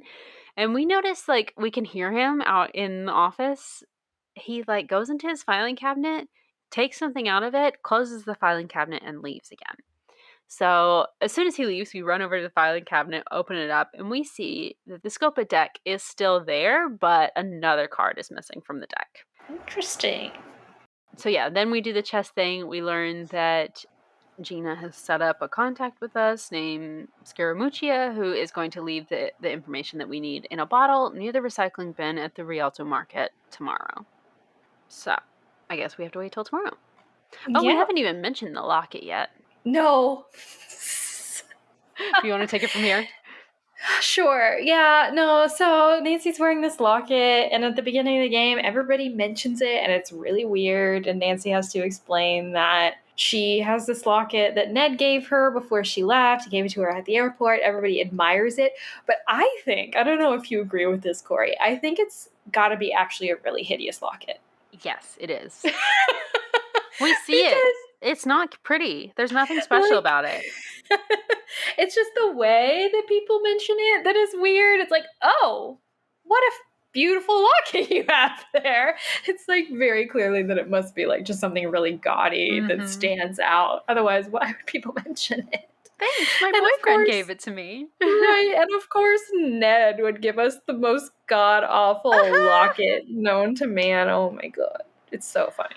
Anyway. Wonderful. Yes. Till we're wearing this locket. That's all you need to know.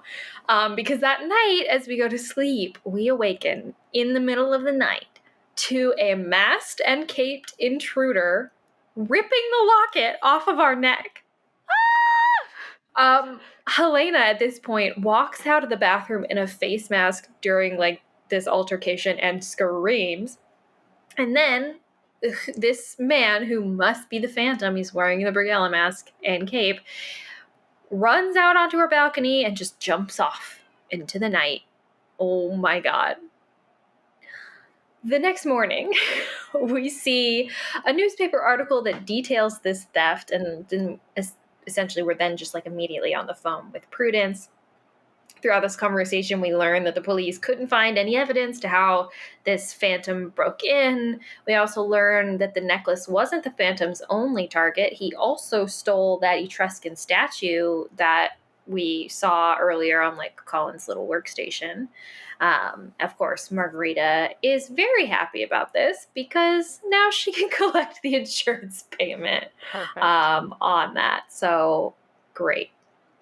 When we go to leave our room after the call, before we can like exit the room, we overhear Helena and Colin arguing, and Colin essentially is blaming Helena for the theft because he's saying that she must have left the door to the car unlocked when she came in last night, and Helena says that the only reason why she's blaming him is because he doesn't want to blame Nancy. She thinks Nancy left the door to the car unlocked, which is interesting. But then after we overhear that, our pager goes off, so we need to go watch Fango. So we go up to the roof, and when we look out across the way to his office, we see Margarita come into his office. And she seems to be fighting with him about something. She's talking very animatedly and like waving her arms around or whatever, but we can't tell what she's talking about. But also, when we're up there, we see that there is a scope card sitting on the ledge of the roof. Where could that have come from? Very interesting. Yeah.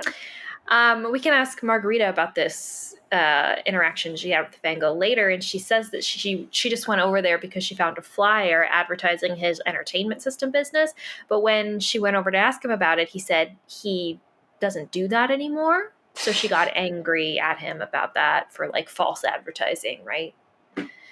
All of this is weird. It's so weird. Why would he be putting flyers around for a service he doesn't actually offer? Right. Why indeed would he? So she'll actually give us the flyer and, tells us, like, you can take it. Obviously, I don't need it anymore or whatever.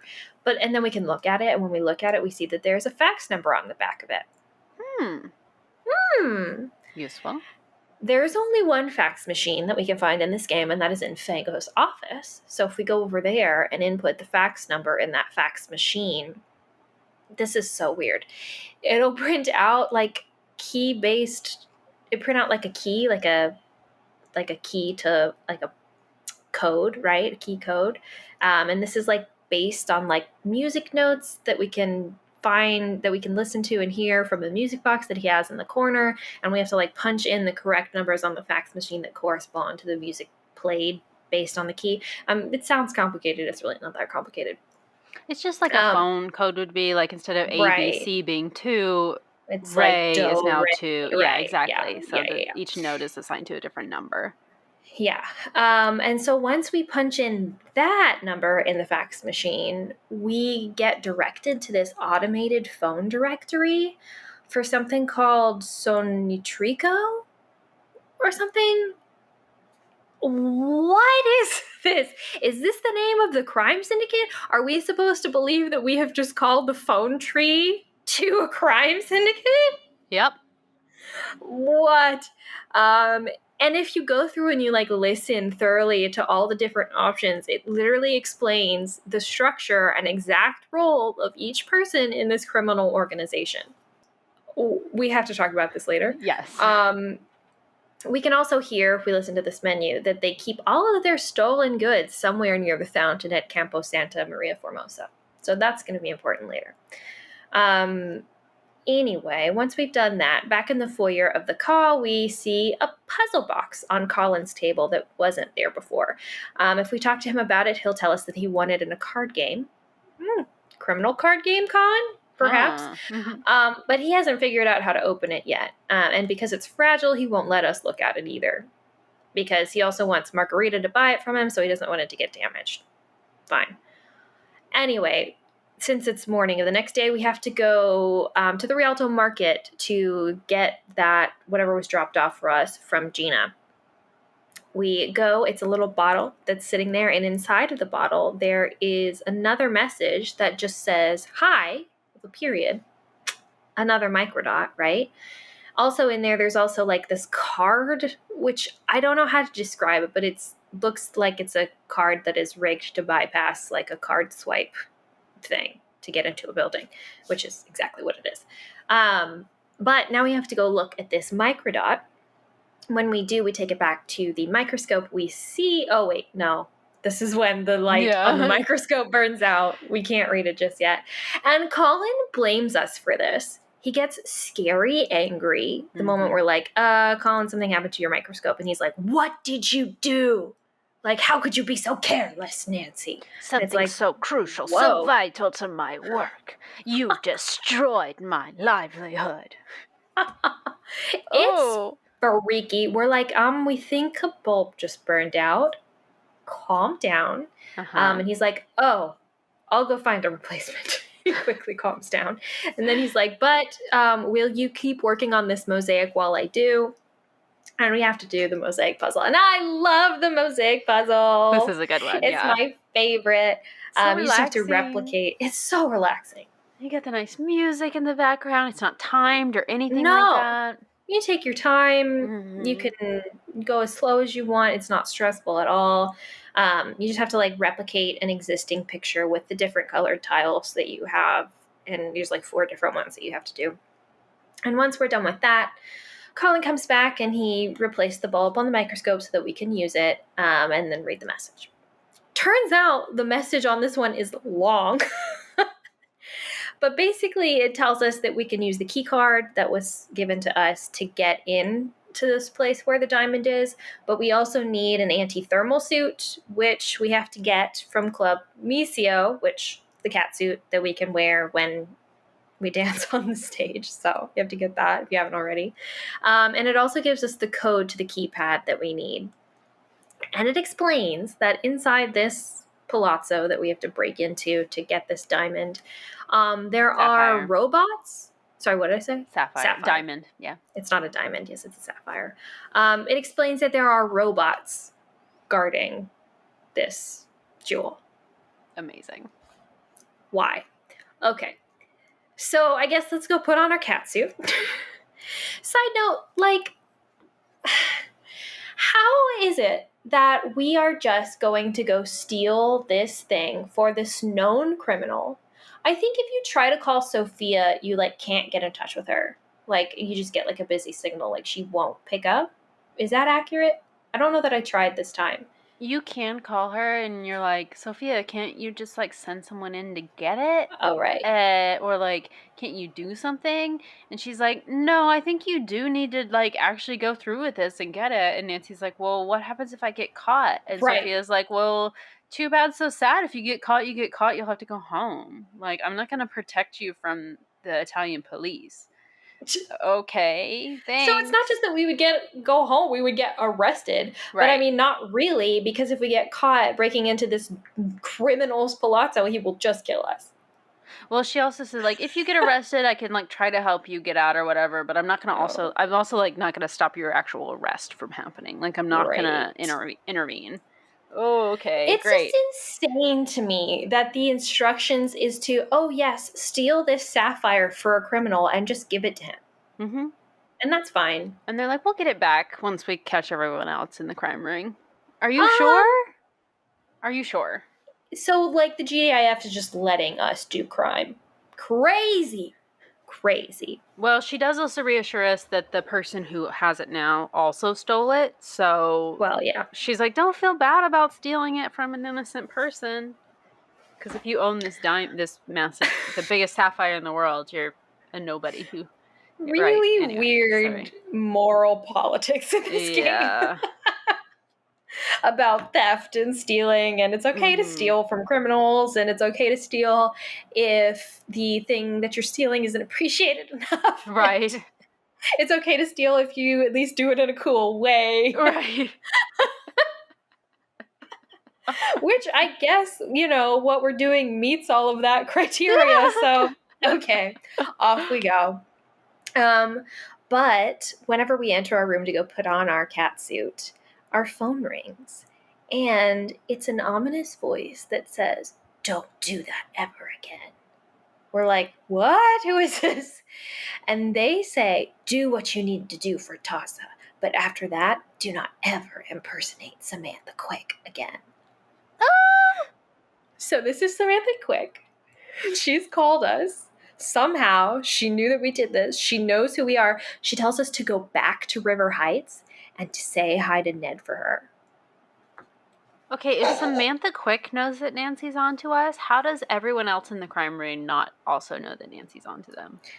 I think we're supposed to understand that, or think, or believe that Samantha Quick is just better than everybody she's else. Not really working for them. Like, she's she not is really working involved. With them, but like she's doesn't an independent care. Person who just happens to know everything. I get that she's freelance, but I figured she'd have some allegiance to someone at some point in this. Like, yeah. Especially if someone is stealing her identity, I'd be mad. Not want to help that person. Yeah, I guess since she's not working for Taza yet, it's like she doesn't actually care that much. Okay, fair enough. Because I mean, she's still going to get her payment. Like, the money's going to her Swiss bank account. Fair, true. Yeah. Really, we're saving her some work, I guess. Provided we do it well enough and don't actually, like, besmirch her good name, Well, that's a good point, yeah. Yeah. That's so, but it's so scary that she knows about Ned and that where we're from and where we live. She knows our name and everything about us. Clearly wiretapped our phones while we're on the phone with Ned or something. Must have been. So yikes. But time to steal a sapphire. Yay! In broad daylight. So great. Like, it's crazy to me that we don't even wait until nighttime to do this. Right. We literally go straight up to the door, in our put the car suit. thingy in our black cat suit. I guess the thing about the costumes is that it is Carnival. So it's not weird to see people in costumes, but I do wish that had been maybe hit a little bit harder in the game, because it's just weird to think of Nancy just walking around in this cat suit. Right. Like someone should mention, like, oh, nice Carnivale costume or something, when they see us. So we put the card in, we put the code into the panel, and now we have to sneak through this like indoor maze. I guess it's supposed to be like a storeroom or like a a warehouse kind of situation, because there's like crates and stuff all over here, but it's a literal maze we have to sneak through. Go through each. It is very frustrating. I hate it so much.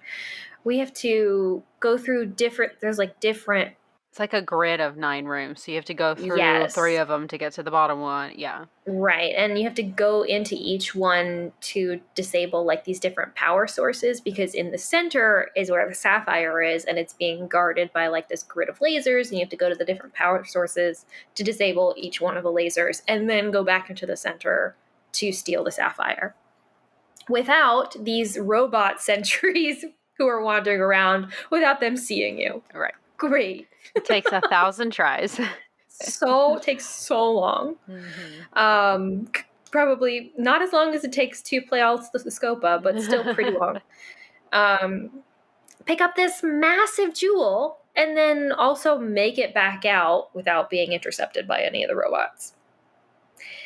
And then we just go give it to Tatsa. I mean, we have to change into our Samantha Quick outfit and go back and give it to him. But crazy. We're just handing over this giant, real sapphire to a criminal. Right. Unbelievable. Amazing. But when we're going back to change into our Samantha Quick outfit, we get a call from Margarita on our phone in our room, which is weird. She tells us that she's actually going to be out of the car until tomorrow morning and just wanted to give us a heads up. She won't tell us why she's gone. It's just weird.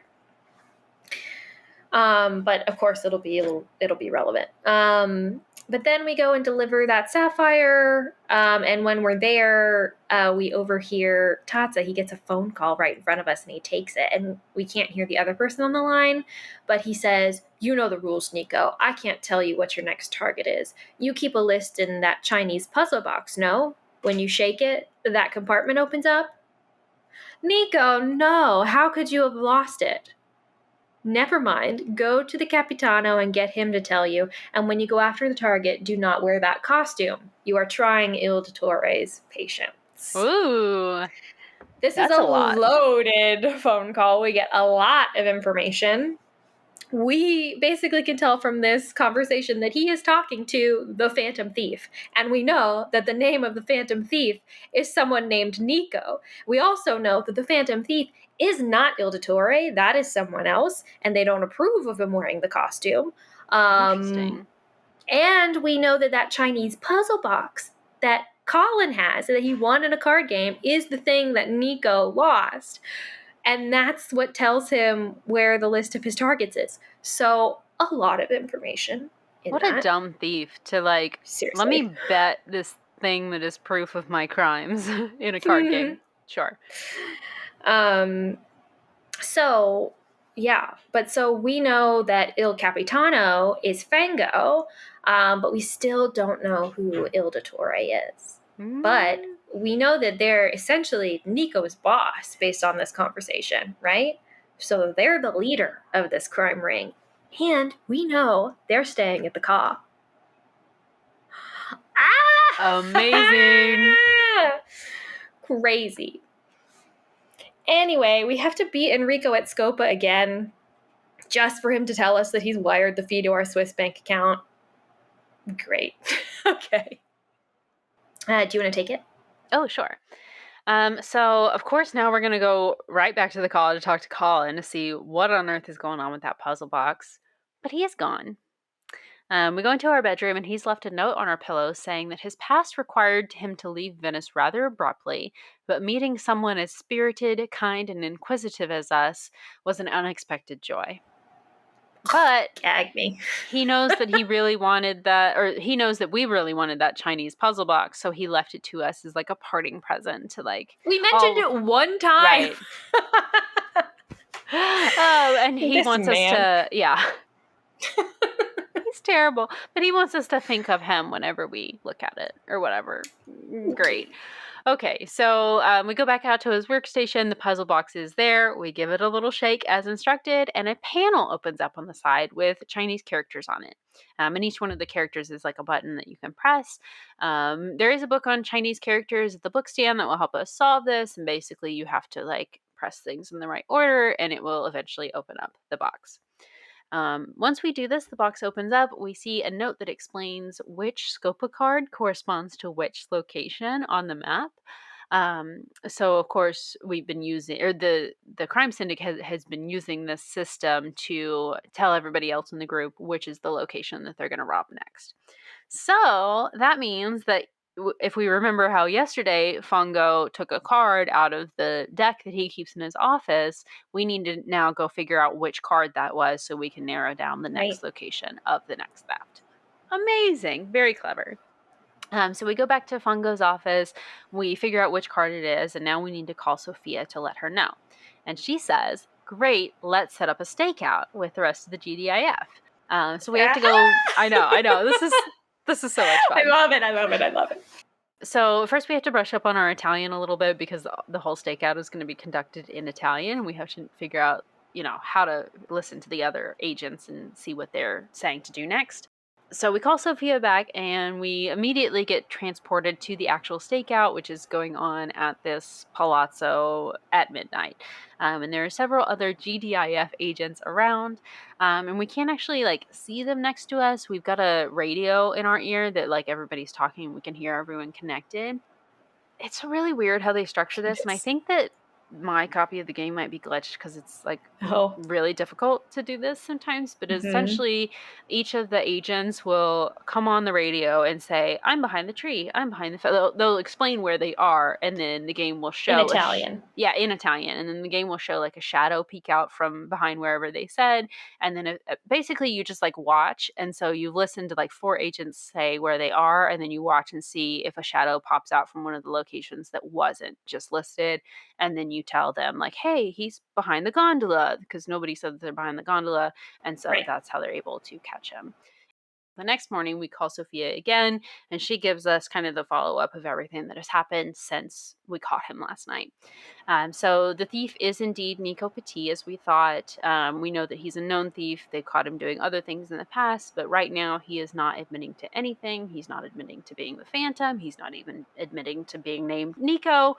So we really haven't gotten any further on this. We still don't know who Il Dottore is. We don't know where the stolen goods are. But now that Nico has been arrested, it might be a little bit harder to continue this investigation because the rest of the crime ring might get spooked, or they might end up breaking up, or they might go in a different direction. We don't really know. Right. But we do learn from Sophia that when he was arrested, he was carrying a receipt for propane.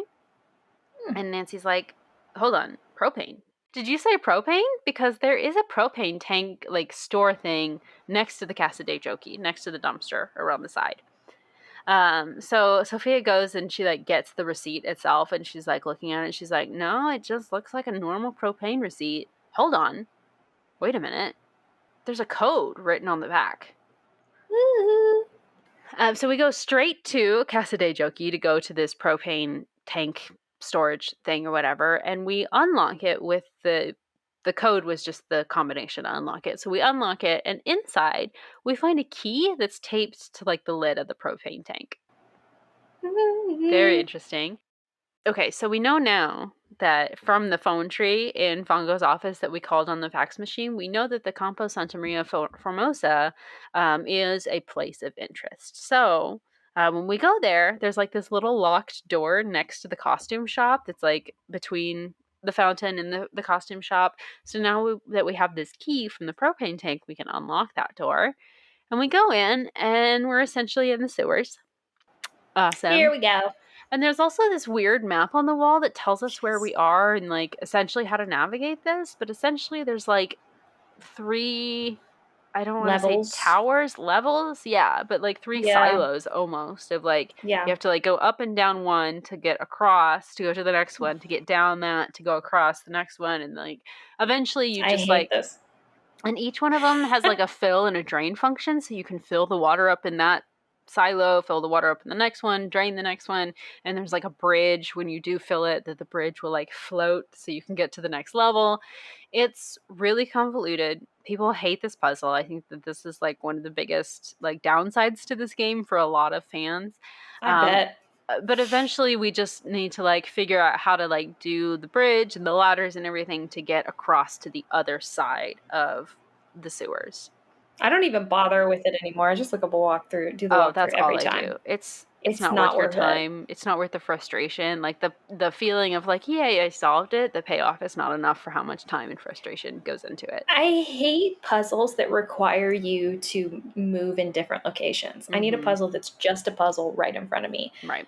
I think the only exception to that is probably in Secret of the Scarlet Hand, where you have to go around to the different places and get the audio like the puzzle? Different trivia and stuff. But that's only cool. because you're like learning. So it doesn't feel, and you're exploring, it's a museum. So that feels appropriate. But like puzzles that require, I'm trying to think of another example, but like Treasure in the Royal Tower, getting into the library. That's actually a pretty good one. It's good in that it's constructed well, and once you know how to do it, it's easy. Right. But in principle, I don't like it. Really? I felt like that one had maybe it's just because I was so young when I played it. It was only my second game that it was so new and novel. It's like, oh, how smart. The payoff of like, oh my gosh, I can't believe I figured that out. Like, you feel great about yourself after you do it, but and it's also such frustrating. Like, it's such a built up location that you're able to get to, right? So it's so like, it's like the location in of itself is this ruined library. It's so interesting and exciting just to be there. And it's also so tense, right? Because you're worried every second that somebody's going to walk in on you, and Dexter does almost, So it's like, and that's really, But this is like, we know where we're going. We know it's not interesting. Because we saw the beginning of this game and the end of the game and the beginning of the game.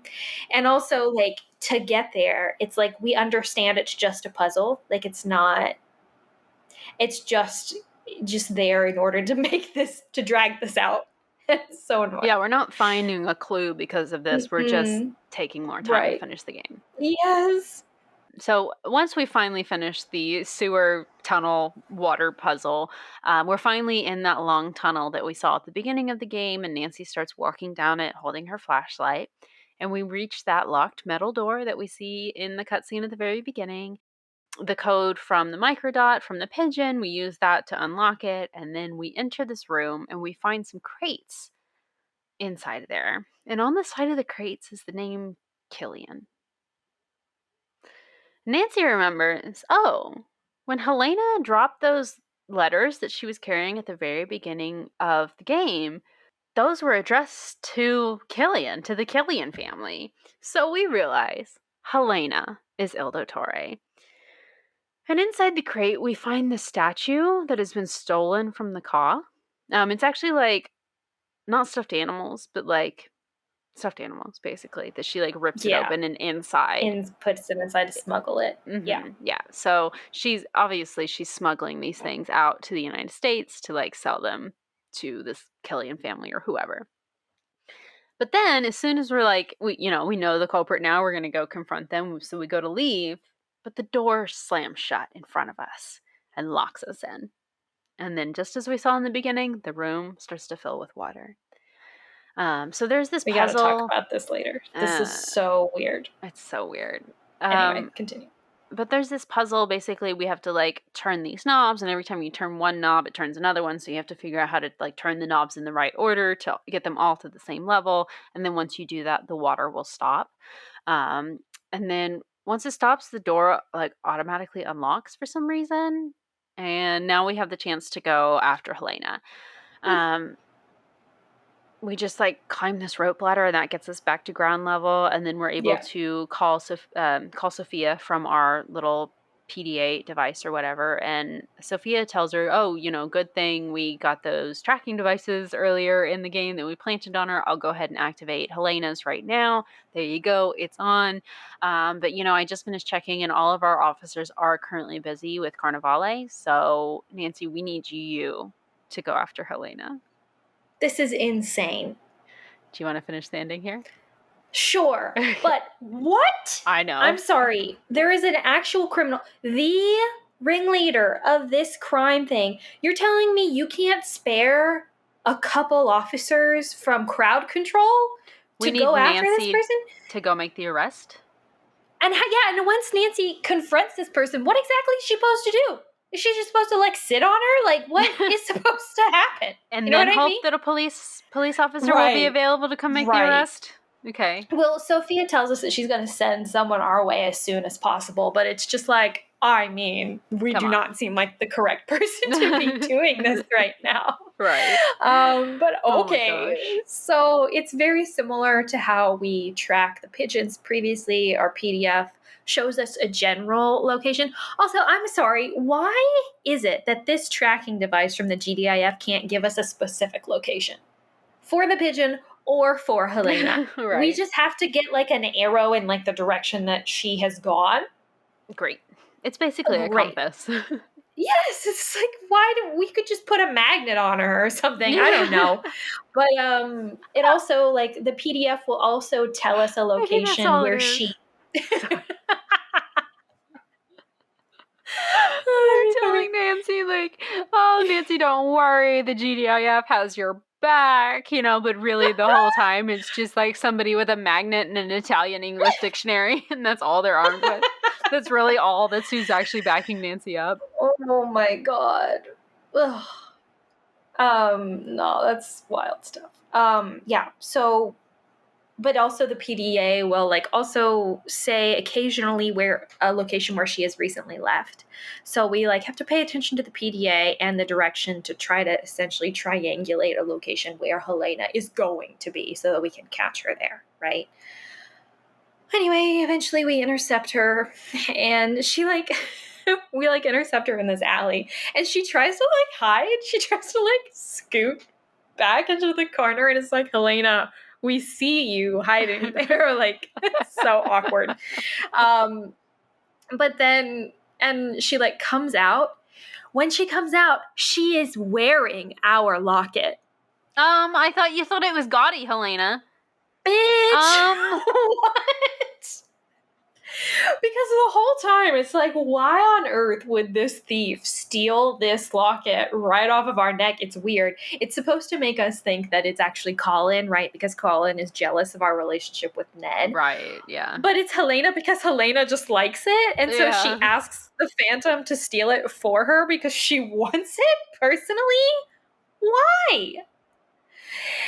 I think Helena is just jealous of Nancy. Because Nancy doesn't have to work for anything, which is fair.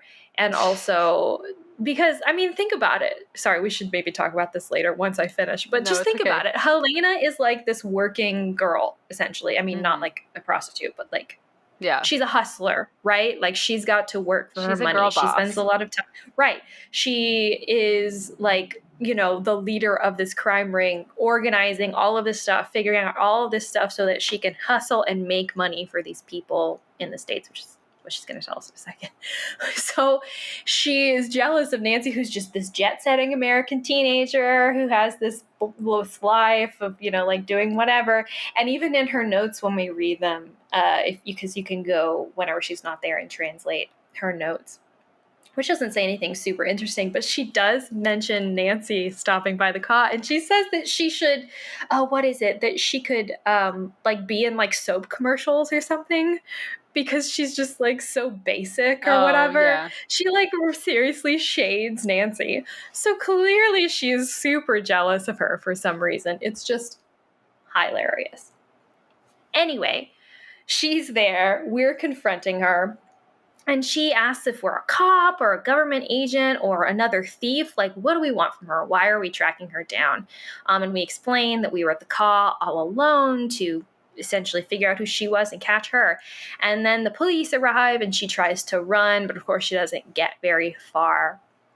But then at the end, she very angrily declares that it's not over between us, not by a long shot.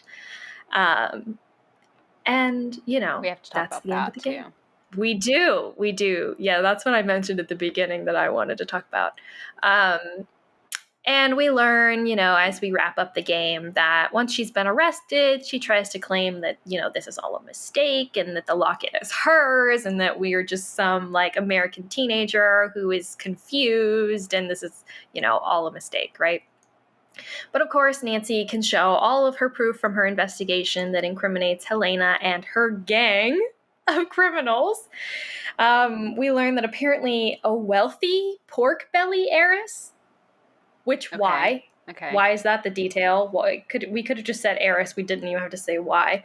But that was a detail that I guess they felt they had to include. A wealthy pork belly heiress approached Helena and said that she would pay her handsomely if she could obtain some Venetian art objects for her. And so Helena cooked up this whole plan after being inspired by her coverage for her newspaper of the Leo Macchiano crime ring.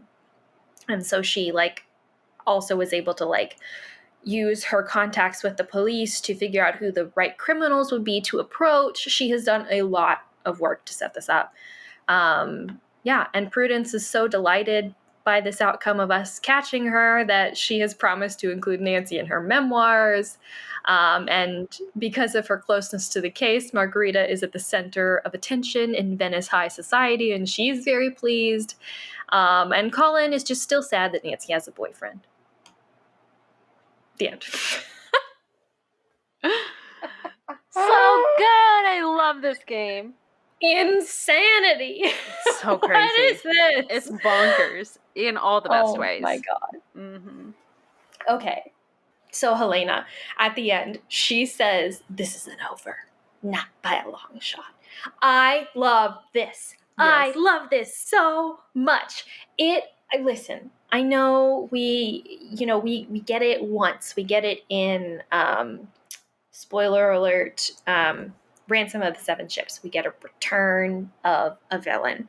We need a return of Helena Berg. We have set it up. We are ready. Well, okay, so you think this is she what has I was returned? gonna say. No, not necessarily. Okay. There is a theory going around right now that she will return for the newest game, Mystery of the Seven Keys. Okay, so that would make sense. I don't want to spoil the Captive Curse because we haven't covered that on the podcast yet. But if you go watch the Nancy Drew Times, has a very interesting YouTube video that they put together that is a theory that lays all this out. And since watching it, I totally believe it. There are two culprits in the entire series that ever say anything to the effect of you'll regret this, I'll be back, I won't let you live to see this down kind of thing. And it is Helena and the culprit of the Captive Curse. And in this YouTube video that Carter made, he lays out this whole theory of how the two of them are essentially going to team up because they are both, German or Austrian, and we're going to Prague in the next game. The theory is running around, and there's other little tiny pieces of things to kind of support this theory and other things that made fans think that it is going in this direction, but the two of them are going to team up and come back as the culprit for the next game. Which I would love, because I think that the two of them would have a great rapport with one another. I think they'd have a really good dynamic that I'd like to see. So, but I'm in favor of that. How would they achieve that though? I'm just trying to think how do you include a previous character from the game if they're not disguised? And how are they going to be a suspect? You know what I mean? It would just break the suspect structure so much. True, You wouldn't be able to know. You wouldn't be able to investigate them, and you wouldn't know who they were until the very end. And then it just seems kind of well, then what did I do all this work for? Talking to all these other people. It could be something entirely different. There was somebody I saw theorize that maybe the two of them met in prison or something.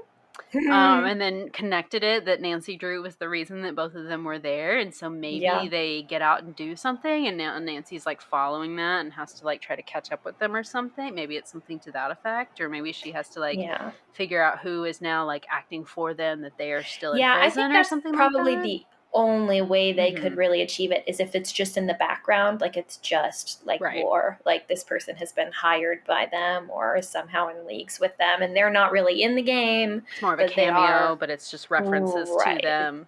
Yeah. And we have no confirmation that any of this is true or that any of it is even close to happening, but I would be very happy if that did happen, because I love Helena as the villain for this game. I think that it's perfect. Yes. So yeah, She's great. She is She's great. very great. I love her as a character. Mhm. She's so funny. When she comes out of the bathroom in her like face mask Oh, and yeah. screams, so good. So Excellent. good. And just Yeah. like her sauciness, I love. And Mhm. yeah, we stand a girl boss. Like, Oh, get yeah. your paper, Helena. You know what I Go mean? on. Yep.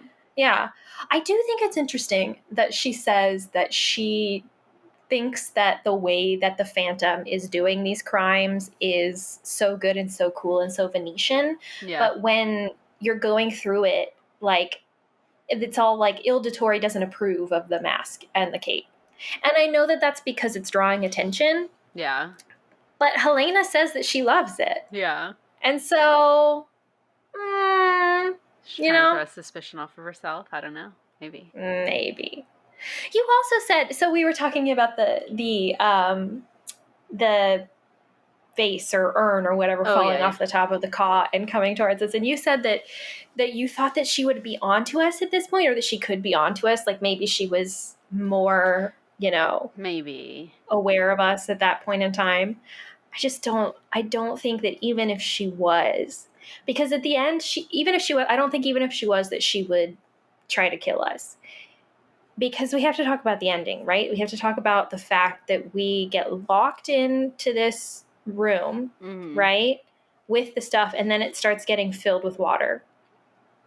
So you're telling me that Helena, instead of just like locking us in there and leaving us there, or killing us, or coming back to kill us later, or getting someone to come kill us, she decides to fill it with water and ruin the priceless artifacts that are in there just to kill us in this That's kind a of like good point. secondary way by drowning?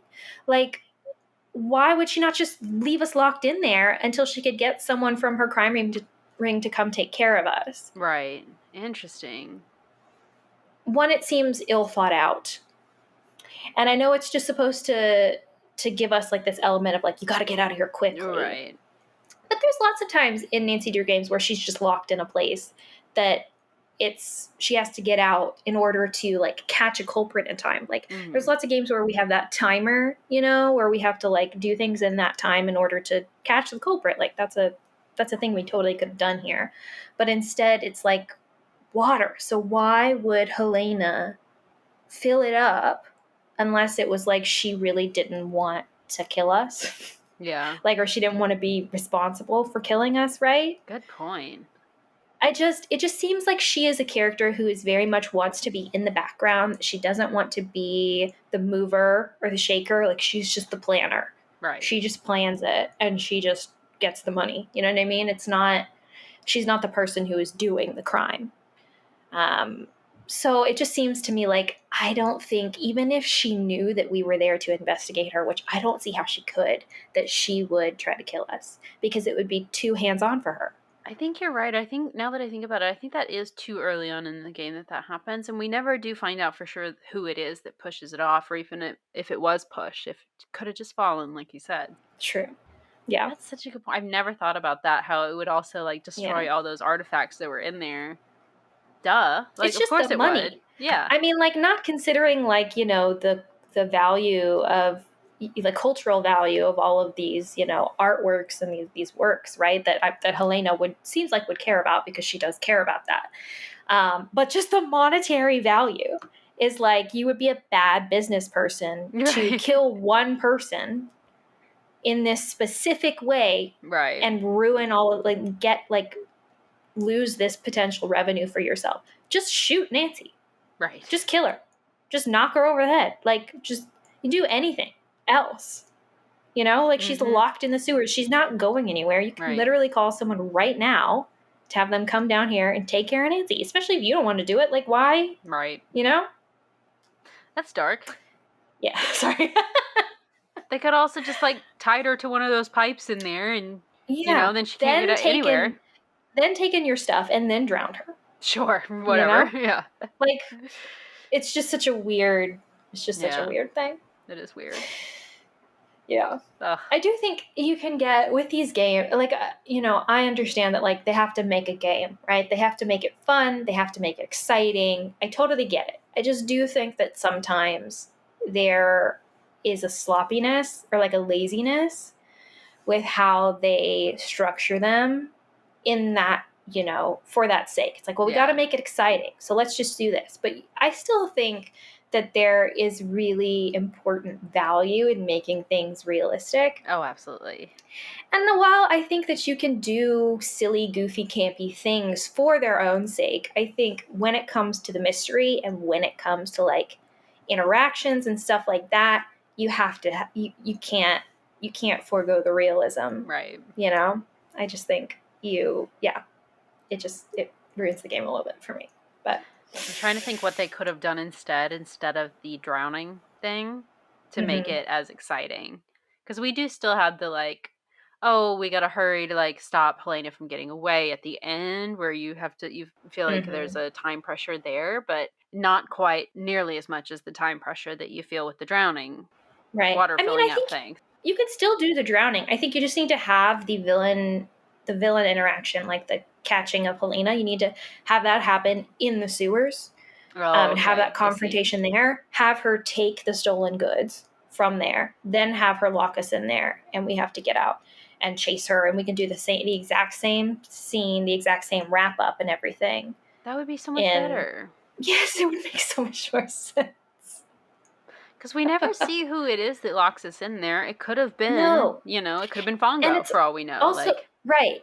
And it's also so much scarier. Well, I mean, it is, Nancy does. So one thing I will give them props for in this game, and especially at the end, is that when you go into the, the safe room where the stuff is, and she looks at the letter or the crate and it says Killian, they show Nancy connecting the information. Right. So she has this narration where she explains, and she actually says, like, the culprit is Helena. Like, Helena is Il Dottore. Like, she says that.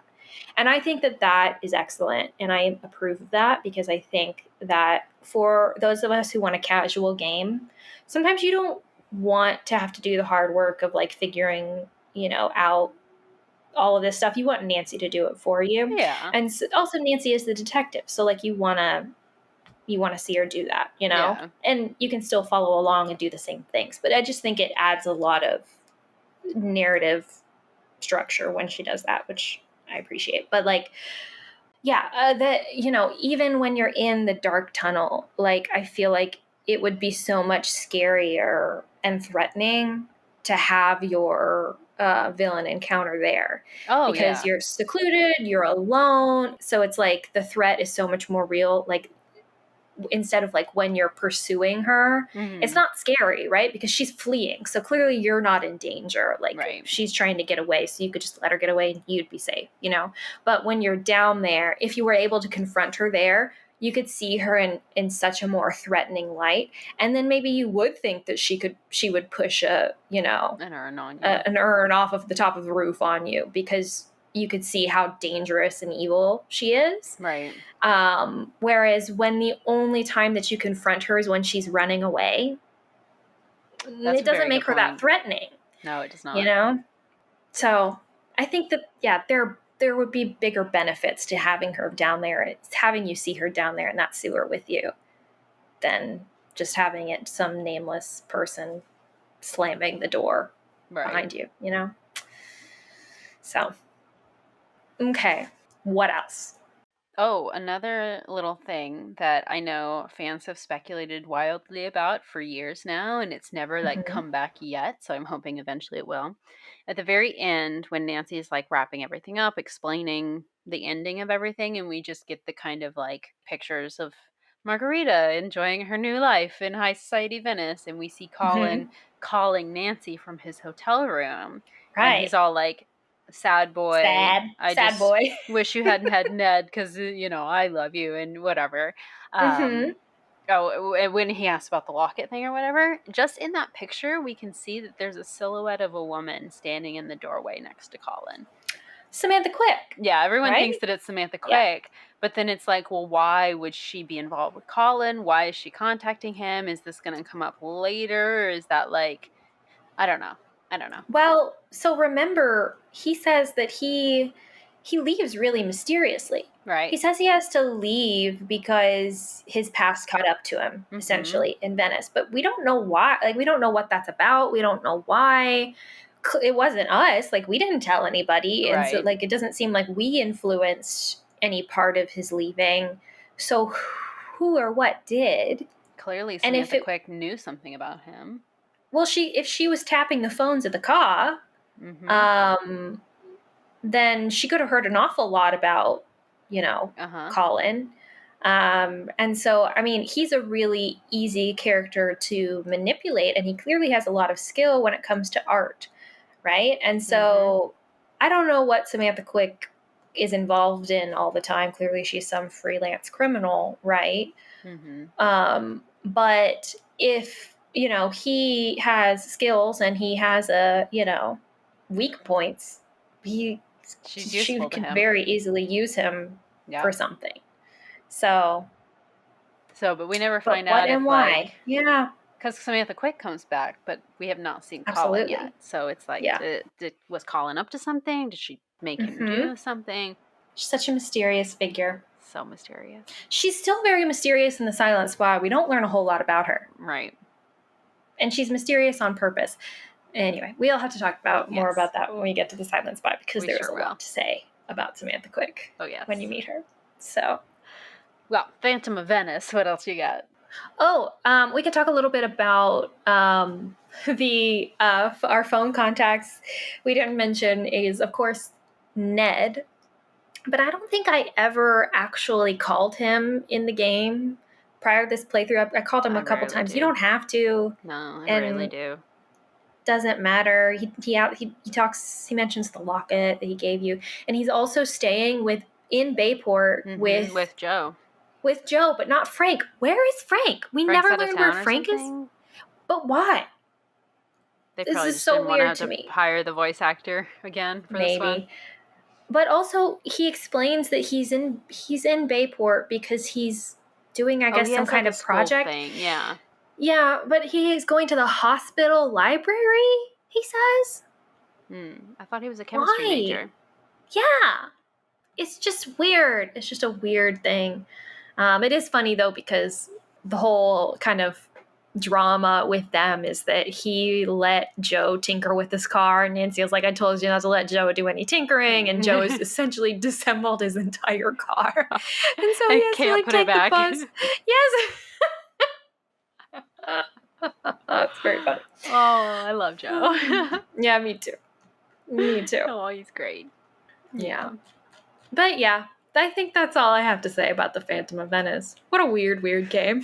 It's so weird, but I love it so much. It's so bizarre, but I can't stop playing it. Mostly, again, because I love Scopa so much. Yes, I do too. It's a great game. I've heard that a lot of people really hate it, and a lot of people really love it. It's very polarizing, so it might even be like that. Scopa might be like down to whether or not you enjoy Phantom of Venice comes down to whether or not you enjoy Scopa, because you have to do so much Scopaing that if you hate it, then I can understand why you would not want to play the rest of the game. Yeah, I think for me, it's a very weird game. I mean, of course I've said that before, but I mean, in the stuff that happens, but also like in my feelings towards it. Yeah. It's like, there are parts that I think are really funny. There are parts that I think are really odd. There are parts of the game that I really love. There are parts of the game that I really don't. And so it's like, where I land on it, it's in the middle. It's weird. It's always a weird feeling when I think about it because, again, it's one of my favorites. But then when I think about the specifics of it, it's like, well, I don't really like any of the characters. I don't find any of them particularly likable. Helena maybe is the best one, but then she's the culprit, so it's kind of hard so you're to not like. Supposed to, right? Yeah. And then it's like, well, I don't like some of the like weirdness of the plot itself is weird, and I don't like having to deal with Prudence Rutherford, and I don't like having to steal a sapphire because it's so annoying with those lasers and the robots or whatever. And I don't like this, and I don't like that. But there's Scopa, so it makes up for everything times 10,000. So 5 flashlights. Yeah, it's just a weirdly forgettable game to me, and I don't understand why. Yeah. Because it's like so much stuff happens and Right. it's so lore filled and it's so, there's such memorable things inside of it. But overall, when I think about all of the games, I always forget about this one. That's fair. Weird. It's weird though. I think you summed it up. I think I love lore and Scopa, and I forget about the rest of it. Because when I actually sit down to play, it's like, oh, I don't want to do the stakeout. I hate the stakeout. Like, but I don't. I love the game. So yeah. I think the reason why it's so confusing to me is that I love the concept, right? I feel like it's such a great premise, like the thought of Nancy going to Italy and getting to work with the GDIF and like doing all of this cool stuff, like dressing up and stealing a diamond. But then in like actuality, it's kind of annoying. You're it's like, just what kind of am annoying. I doing? How did we get here? So yeah, it's a weird one. Yeah. Well, do you have anything else, or should we score it? I'm ready to score. Okay. Oh God. What would you give it? I'm gonna give it a 3.5. Okay. A 3.6. Okay. Just because, I mean, I think in execution it failed a little bit. It like didn't. I feel like it missed a lot of opportunities. I say that a lot about these games, but I think it missed some big opportunities for me. Sure. And it's just not, I don't know, it just doesn't capture my heart. And I feel like a lot of the things I didn't enjoy doing, even though I should have enjoyed doing them. And I don't know why. So I don't want to rate it a 4. And then also like some parts of it were icky and weird. Yeah. So, it's gotta dip down in there. But at the same time, I feel like it's a good game. Yeah. Like it's a good time to play. Yeah. So I don't know. What about you? That's a good score. I'm going to give the Phantom of Venice 4 flashlights, and I'm going to give Scopa 5 flashlights. I'm going to call it good. Yes. Perfect. Yes. Perfect compromise. Yes. Yeah. Well, very cool. That was the Phantom of Venice. Very exciting. And next up we have episode 65. We always kind of try to do a little special thing that maybe breaks the mold a little bit on every 5th episode. And do you want to tell them what we're covering this time, Corey? Yes, we are going to stick to the games, but we're going to do one of the dossier games this time. It is going to be actually the very first dossier game of 2. It's called Lights, Camera, Curses. Yeah, and we've never done the dossiers. I feel like we haven't even really talked about the dossiers that much. I mean, not really. We may figure out why in our next episode. That may be the case. Yeah. But I like the dossier games. I think they're great, so I'm excited to play it. Yeah. I think if they'd continue with the series, as they had planned to do, I think we would have more to talk about. But since there's only 2 of them, and they came out so long ago, actually, I think it came out about the same time as Phantom of Venice did. I think that those were like 08, 09, I want to say, off the top of my head, if I can remember that correctly. But, because it was so long ago, there's just not very much to talk about with them. 2008, November 11th, 2008.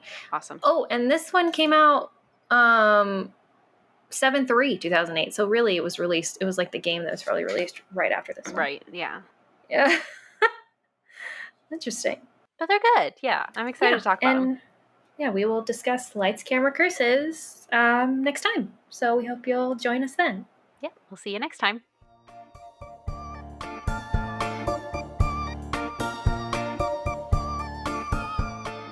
Thank you for listening to Regular Nancy Drew. Email us at regularnancydrew@gmail.com. If you like this episode, make sure to rate, review, and subscribe. You can also follow us on Instagram at Regular Nancy Drew and Twitter at RegularND. You can also support us on Patreon. Patrons at the $3 level vote on upcoming episode topics and get exclusive access to our Scoop Sesh series. And all patrons receive early access to each episode as well as weekly bonus content. And to all you regular Drews out there, thanks for listening.